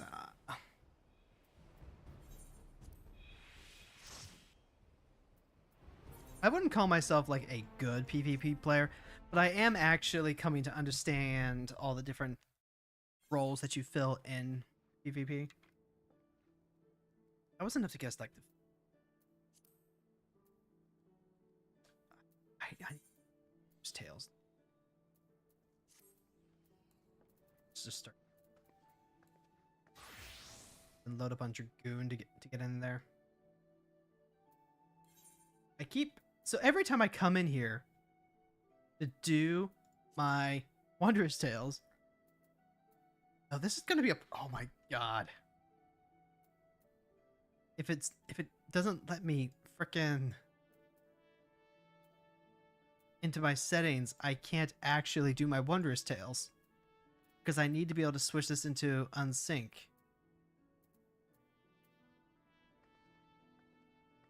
This is so bizarre. I'm not crazy, right? Okay, we can click on those just fine. Why? Like if I go over to my OBS, I can click on anything and everything. My docs, I can click on my scene collection. I can click on delete. Don't click on. But for whatever reason, the game does not want me to access my Duty Finder settings. I can't even drag around. What? Why is there a textural difference here? What is going on?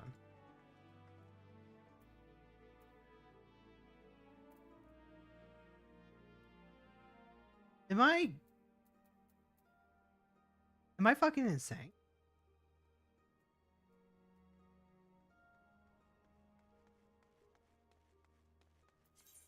Okay. Weird. Bizarre even. I just don't understand what is causing that. Hold on. I'm gonna look something up.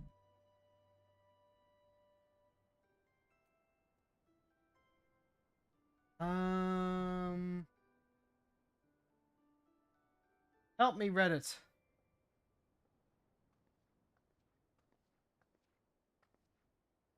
Recognize position my mouse because the yes no button up. I get the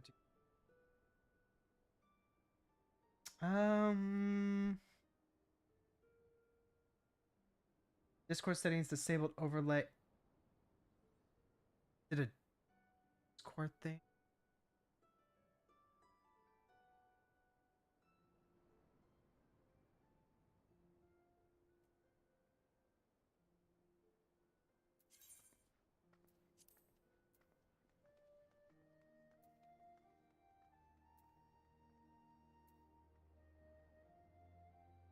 There at Discord. Okay.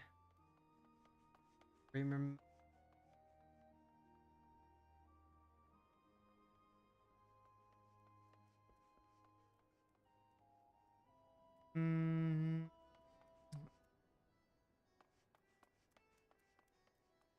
Straight.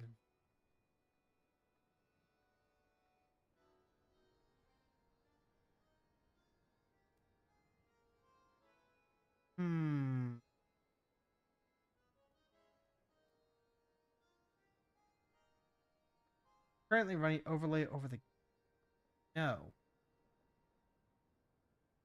Not in overlay.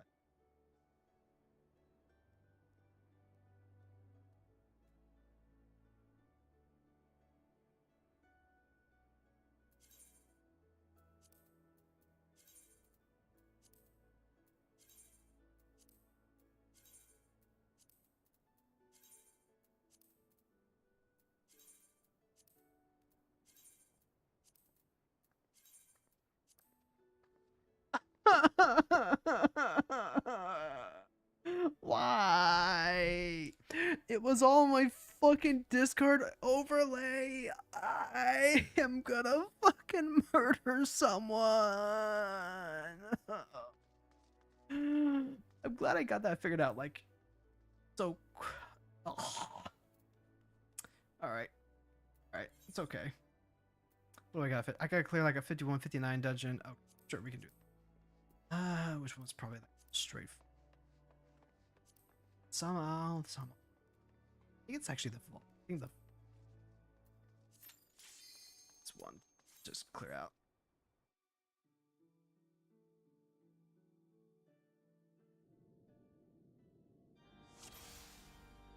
Okay.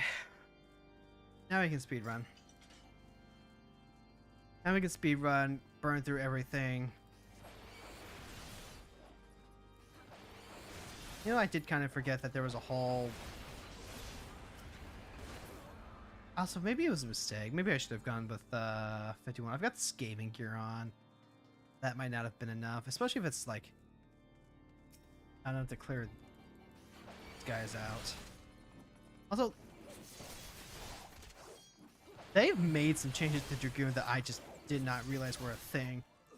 The hot button consolidation is new. What happened to like the jumpy glide? Like, we have a dash now. It used to be that there was like an actual jump.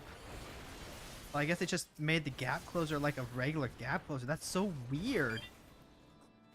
Oh, hold on, chat. Gotta mute. My husband's calling.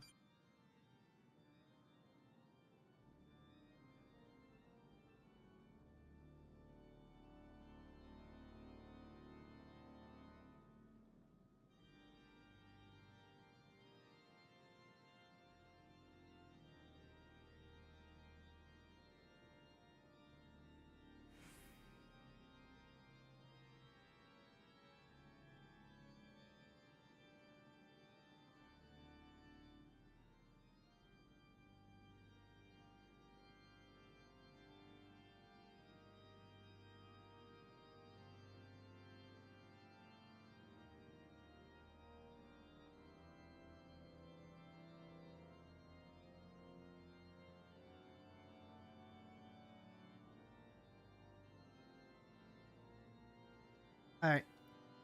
I asked husband to grab me an energy drink because I'm gonna need it tomorrow.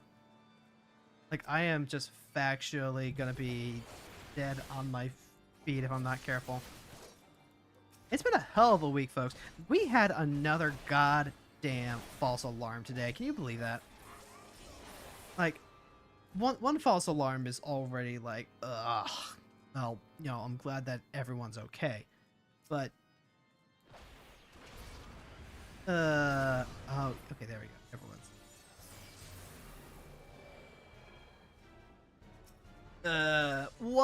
one is already like a lot. But I am just not about that life at all.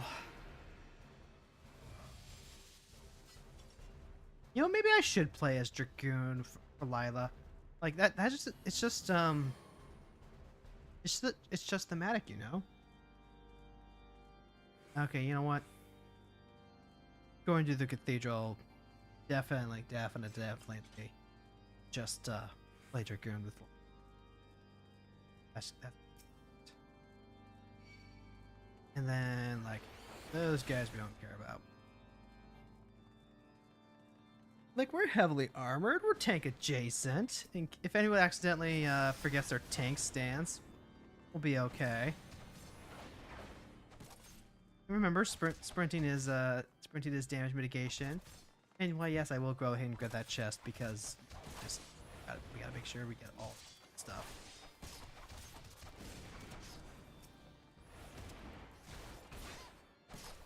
Multiple fucking firearms though. Like, at least this time it wasn't waking us up at 7:30 in the goddamn morning.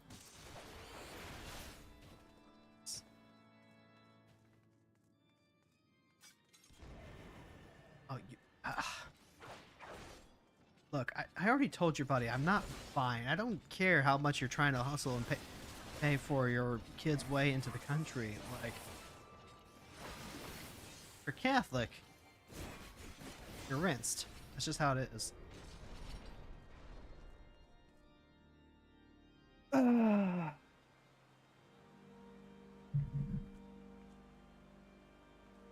Doing content on was interesting. So like, I'm kind of curious about going through and doing duty support for these old dungeons. And it seems like a waste. Go ahead and do them as a healer. But like, maybe that's actually part of the charm. Maybe I don't burn my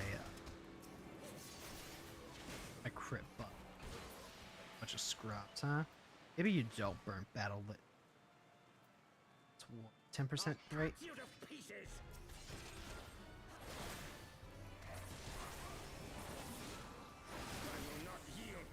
With actually like remember a rotation. Really did just replace the jump with the wing. Just like, hey, you know what? Not necessarily complaining or nothing, but part of me does kind of miss the exorbitant amount of jumping. Also, does the combo not like loop into itself anymore? I kind of thought that was the case, but I guess not.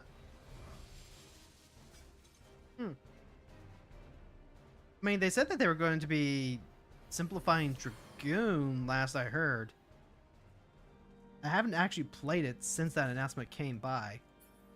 I remember looking at it and being like, oh man, this is actually like fantastic. I love this. Dragoon is just a wee bit much for me. It's kind of the epitome of, you know, maybe having a massive amount of buttons that you have to go through at a steady rate isn't quite as fun as we made it out to be, despite the fact that Gunbreaker has a way of making it hit so good. But then again, with Gunbreaker, you're really doing it more in the middle of a no mercy window, so it's more like hitting some really good cocaine. No chest there was. It's okay.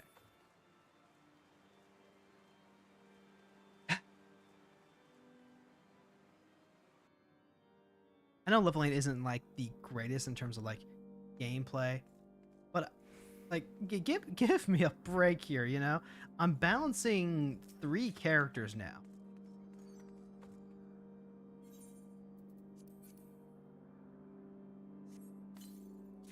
The Hellenic Inquisitors are which one? Okay, shield. Pretty net. What was the sword though? Actually, oh, I recognize you. Oh, you. That's that model that I keep going on about because it's like, oh, you know, that sword actually looks really cool. But then you get inside, you get beyond the thumbnail, and it's like, oh, this is just like not what I voted on at all. I dare say it is in fact the opposite, in fact. And this guy sounds environmental storytelling Hokage. I mean, he's not summoning voids, and he's summoning gargoyles. That's pretty French.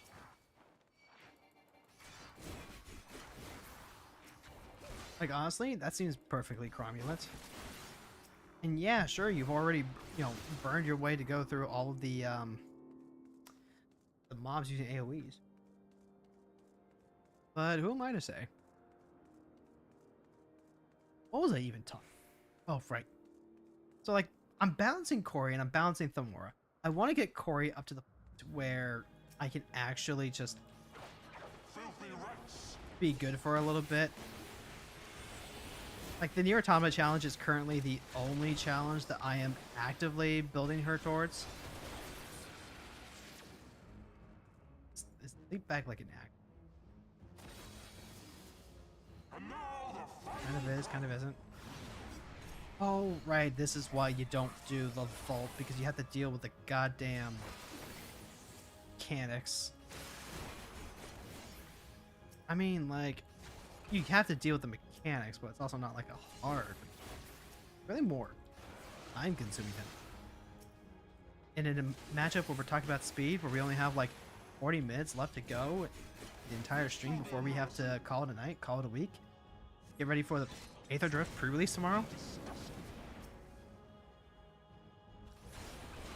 Like, I'm sorry, my guy. I'm a little out of practice. I'm sorry that I can't just, like, you know, spank your ass right now.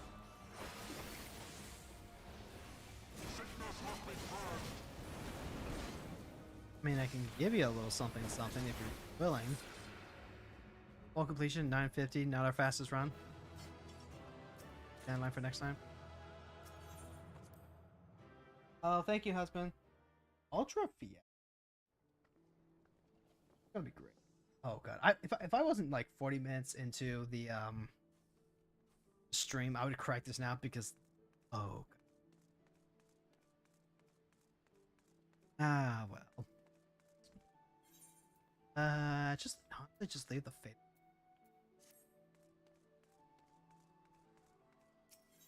Back to yield Av Castle so we can go ahead and make sure we're turning in anything while we're at it. We forgot that Valentine's Day event is in place. We want the Mora to get the roses. Want Hiroko to get the roses? Corey, I'm kind of ambivalent about. I see fellow Elezen enjoyers are still prominent. Okay with me. Now we gotta clear a 60 dungeon. It's dark at this point.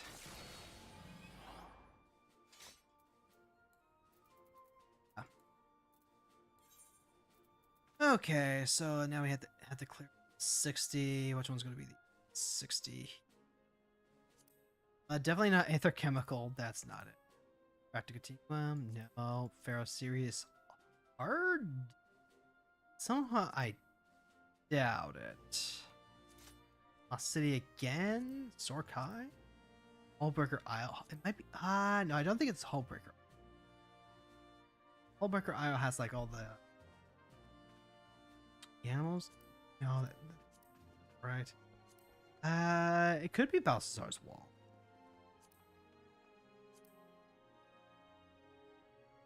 Honestly, you know what? I'm feeling Balthazar's Wall.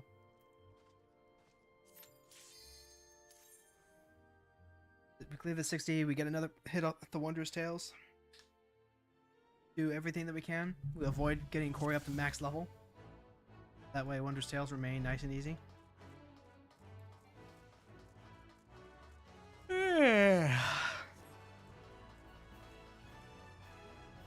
I mean, on the one hand, it's not that bad because, hey, we can just go ahead and so that everything gets dragged. We can sit down to Salted Earth and just plunge everything forever.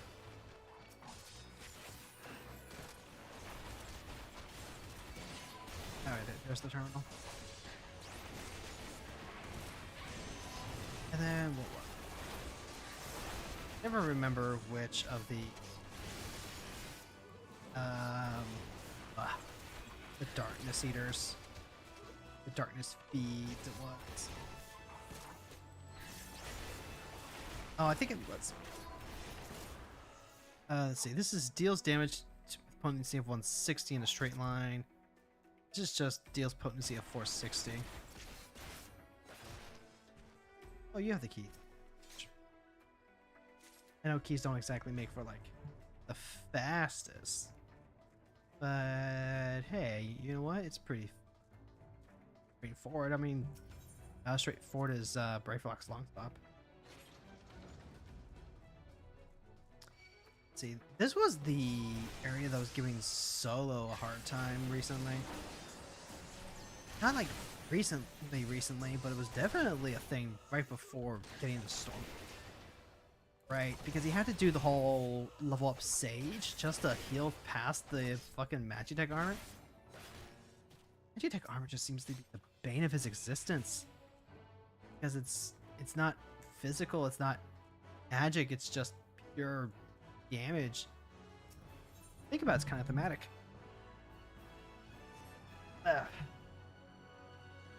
If I remember correctly, it was in fact this fucking thing. Like this thing specifically.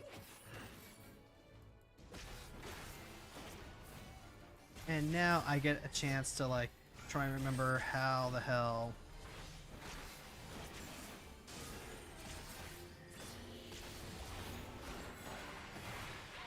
Alright.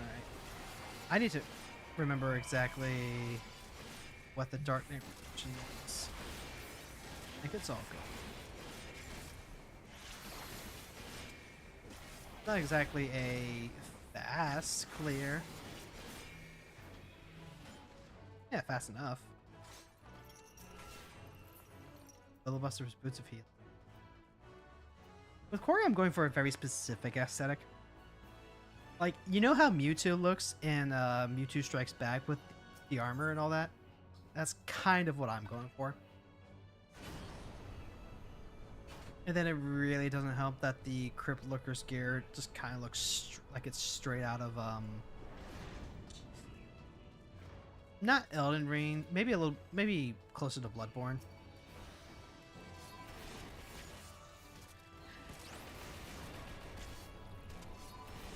Right, and then there's like the blood gauge and everything, and I have to build that up.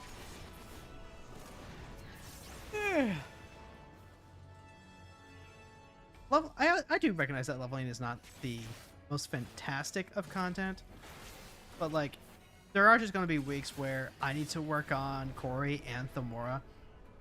I'm just going to alternate between the two based on whichever one I was less inclined to play leading up to it. Like, this whole week, I did pretty much nothing but leveling on Corey when I wasn't working through Dawntrail. It was just going through and making sure that... Oh, right, that gives me 3 extra stacks of darkness. I love that.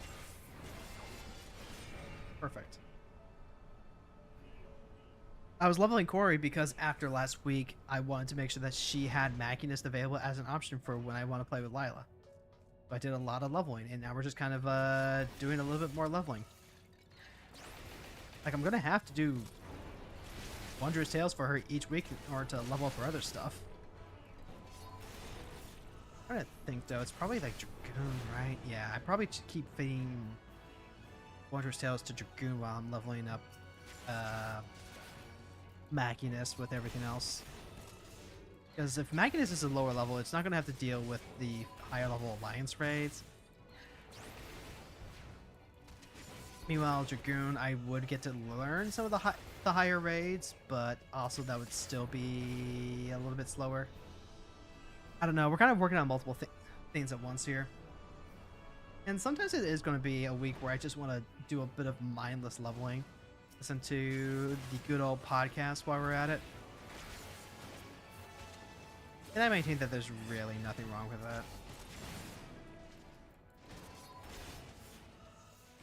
But it does mean that I'm going to have to be conscious of exactly what I'm doing on Friday. And I'm working on both of these things together at once.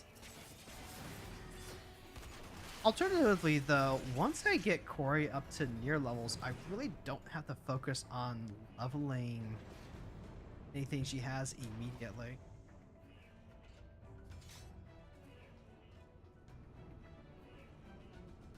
Like, one could say that I should be focusing on Corey a little bit, because that does have a definitive end, as opposed to Thamora, where the end in question is a little less defined. Good old launcher spider.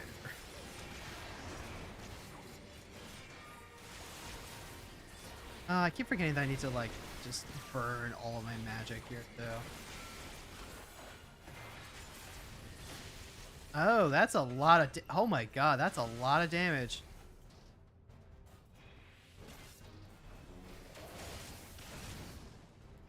Huh. Well, we learned. You know, that mechanic actually got me in the Dawn trailer too? Ooh, hold on. The Filibuster's Helm of Defending. Oh, wait, isn't that just Skaven? Oh, that's actually really cool. I like that. It looks a look. No, that can't be the. That's not the Skaven level. It's also strictly different than the Crypt Lurker too. That's a lot of bang. Anyway, So, like, if I can get Corey caught up, then Corey can be done for a while. I don't have, not like I have any other challenges I need to get Corey ready for. The challenges are another reason to prioritize Corey over Thamora. Because, like, now that Thamora isn't going to be playing with Lila, if I can get Corey up to level 80, then she's pretty much set, right? Yeah, like, pretty much.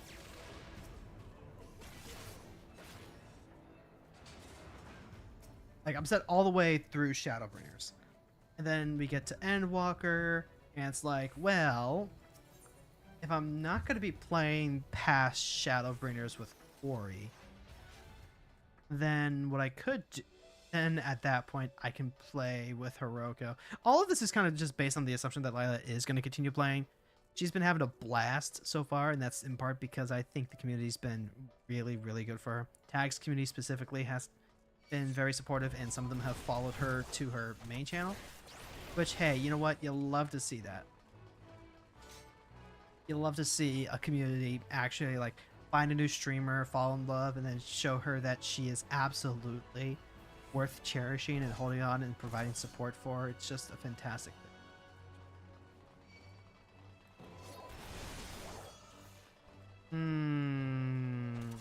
Okay, that's right. That's right. These are Griffin Stooges. Like, okay, so this is where we're at? Yeah, this is where. And it's just like, just spam. Dark magic until they're all wiped out. Then we've got the Griffin up next. Sloppy! Ah, there he is. Honestly, not like the worst.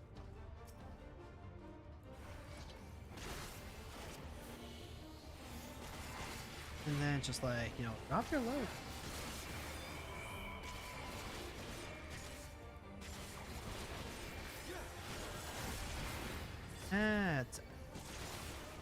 So yeah. And then like, what? Sure. Yeah, we can do mechanics. We can do mechanics, sure, yeah.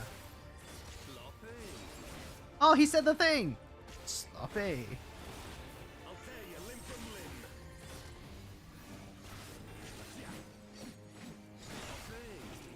Oh, it did like, it literally did 0 damage, so we don't get the matching.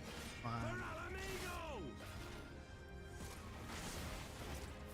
Completion time 10:19. Again, not the worst. It's for seals. I need seals because I'm training up the squadron. If you can get the squadron leveled, then that'll help any leveling challenges. Actually, hold on. What did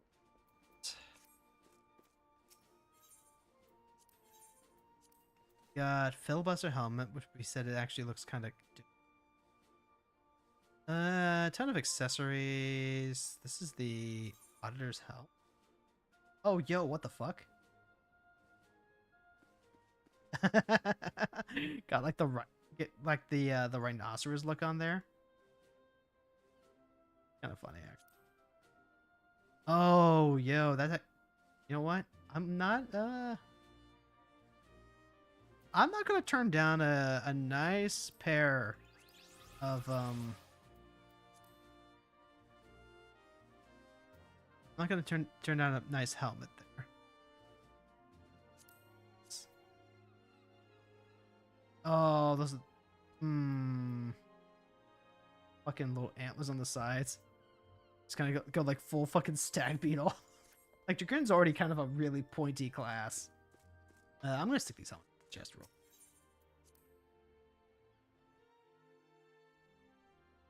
Oh, that.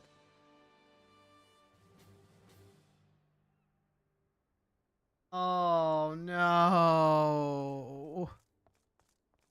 I just no. So I just found out that my husband has to work tomorrow.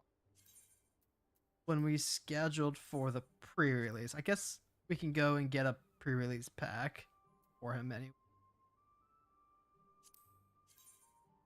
Oh, that is weirdly.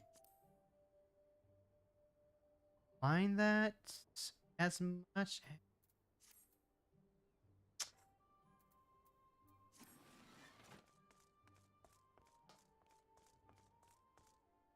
We have Wondrous Tales to finish. Like this is not even this week's Wondrous Tales. This is the week before. So like I really want to make sure that we get through this and make some progress on the other one before we wrap things up. Holly Knight, Coils,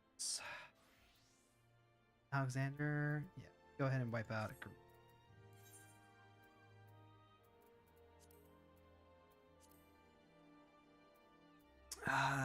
Let's see.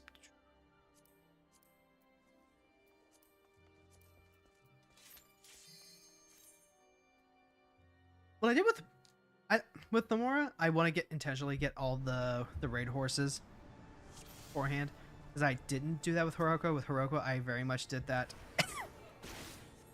as I was doing stuff. Oh, you bitch. Basically, as I was doing Wondrous Tales for Hiroko, rather than trying to deliberately farm everything and everything.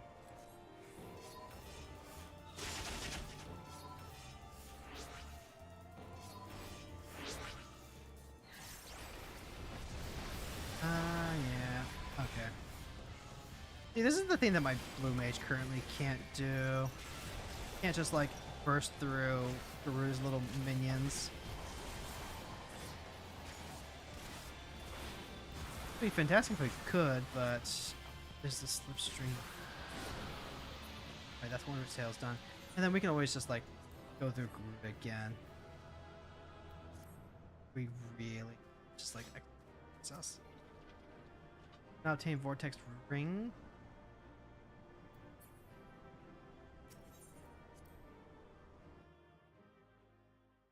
Hold on, did I already have?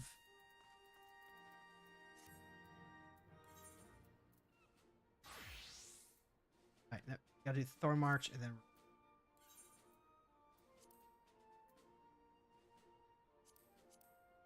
Good King Mugamog, good King Mug rules with an iron paw.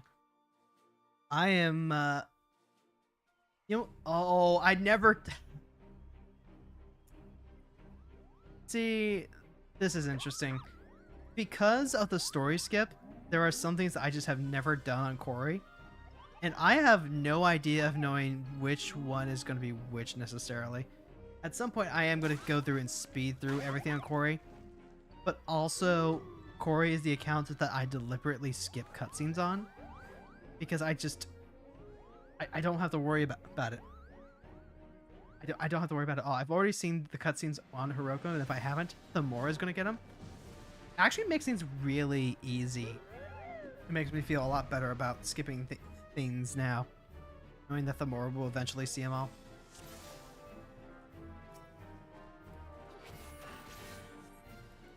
So, yeah.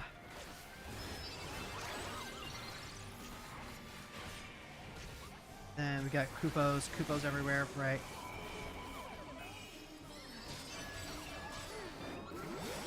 Oh, Bard is there too. I mean, they did simplify it, looks like. Flare's still here. Mogomog is still healing all the others. They still cast Mog Meteor. Oh, and there's the Black Mage bomb.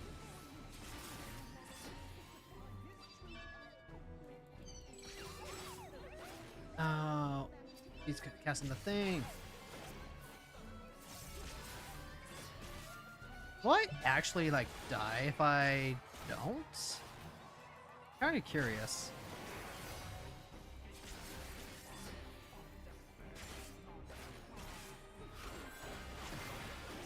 That would have been interesting. Achievement unlocked. Good Kingslayer. 10 points.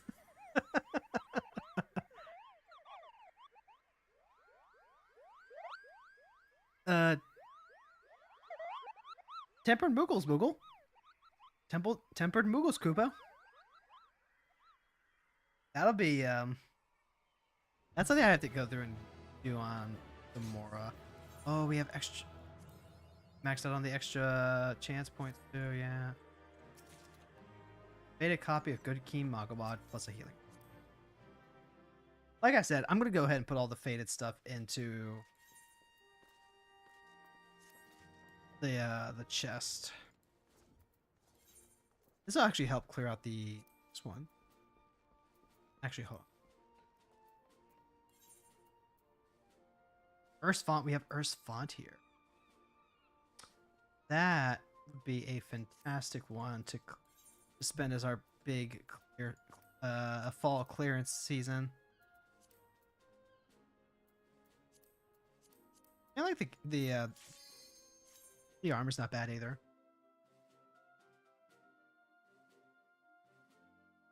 The real question is just like, can I? The Valknut is like actually obnoxious.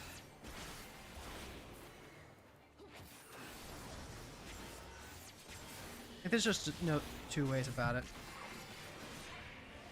You will actually still take a massive amount of damage if you let the Valknut just like resolve.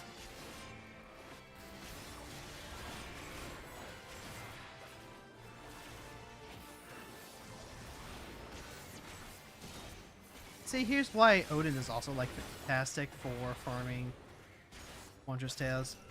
Just so fast and easy.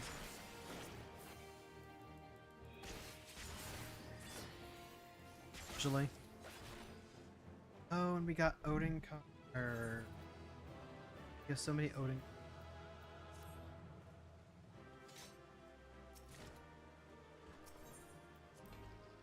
I'm also gonna like double check and make sure we have.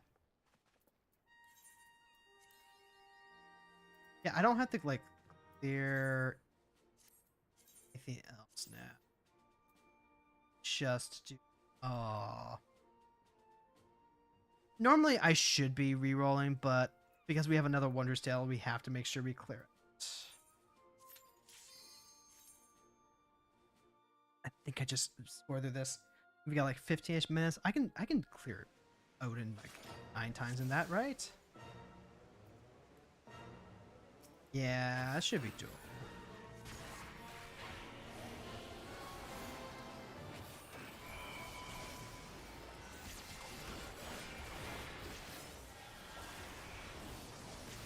Okay. Did he always like do Valknut like twice? 4 times?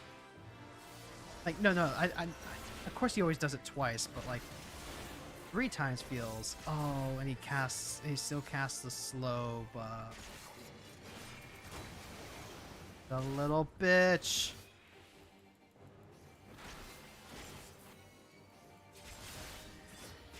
He was afraid of us wrecking his shit. He just wanted to delay the inevitable.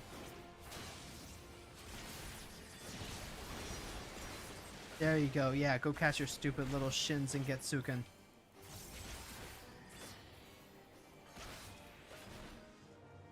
That's what I thought.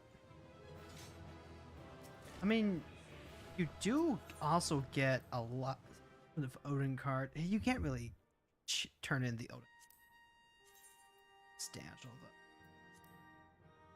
though. Okay, so like this is literally just a black version of the one of the other codes that's available for casters. That's mildly disappointing. And then if we complete remove, I think that also gives us here this one this time or not. Well, that's a check mark, so like probably not. Yeah, so then all this does is conserve second chance points for us.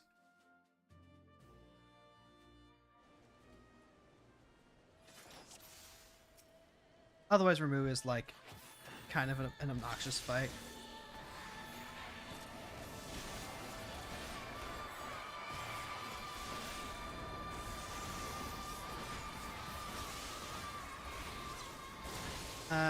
And like, I don't really have a choice. I have to like all these out. Just you don't clear them fast enough. Then yeah, the chaos debuff gets mixed with fear. You have to knock people out of floating. No, this is one of the fights that we didn't do actually when we were doing minimum eye level content. Otherwise, I would remember that.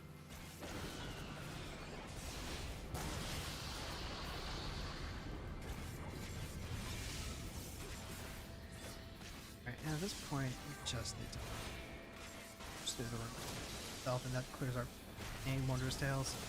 Then I can go to Chloe, get a little scammed. Quite sane.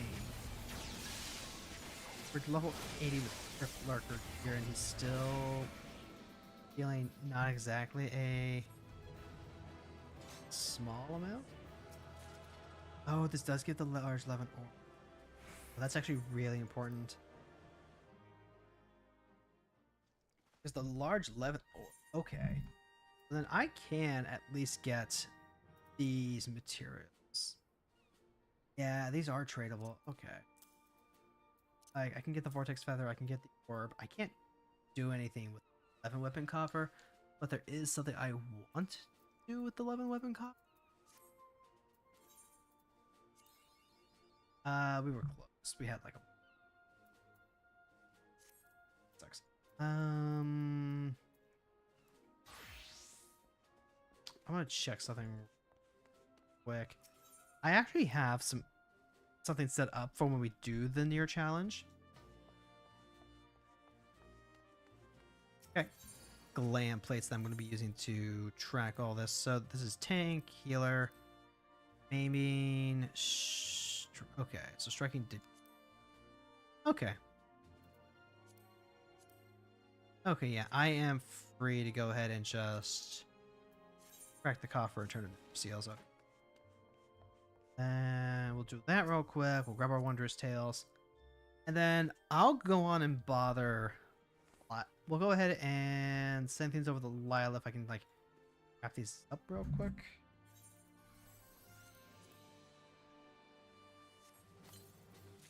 Oh my god, is this... Elegant Regent also tradable? It is. That's excellent.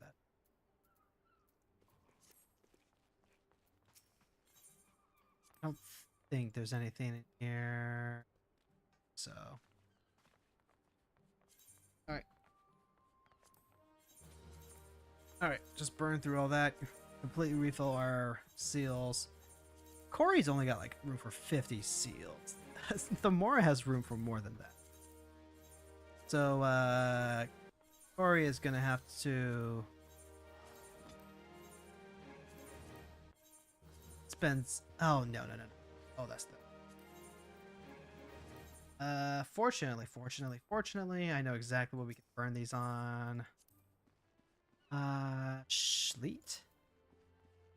Schleet is actually one of the things that we need for making...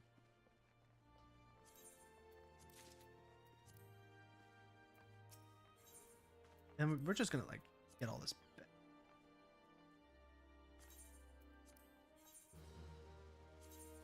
Like I said, Corey actually has the opportunity to get things that get a lot more seals, but I need to finish getting her promoted to actually get the capacity to hold all those seals. Yeah, sad actually. And then we're turning this in on Dragoon, right?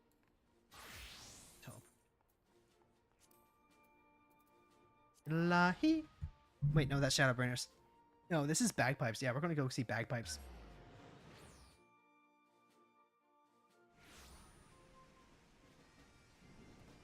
Alright, Chloe, I'm ready for you.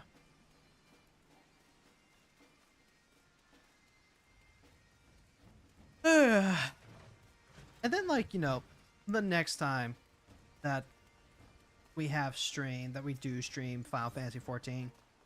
Like I said, it's not going to be... I do want Poetics.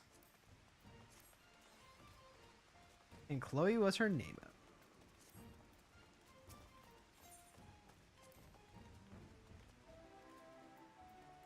And yep, it's going to be Shiva, Titan. First font again, perfect. Bethok. And just like... In fact, I could just...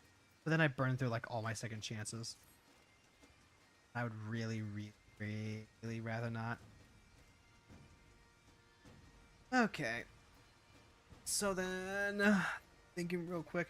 I guess with the time that we have left, I'm not going to be able to just like power through unless I want to burn all of my goddamn second chance points. But I should be able to clear this out relatively. Okay. So then, tell you what. Let's go ahead and see where we're at.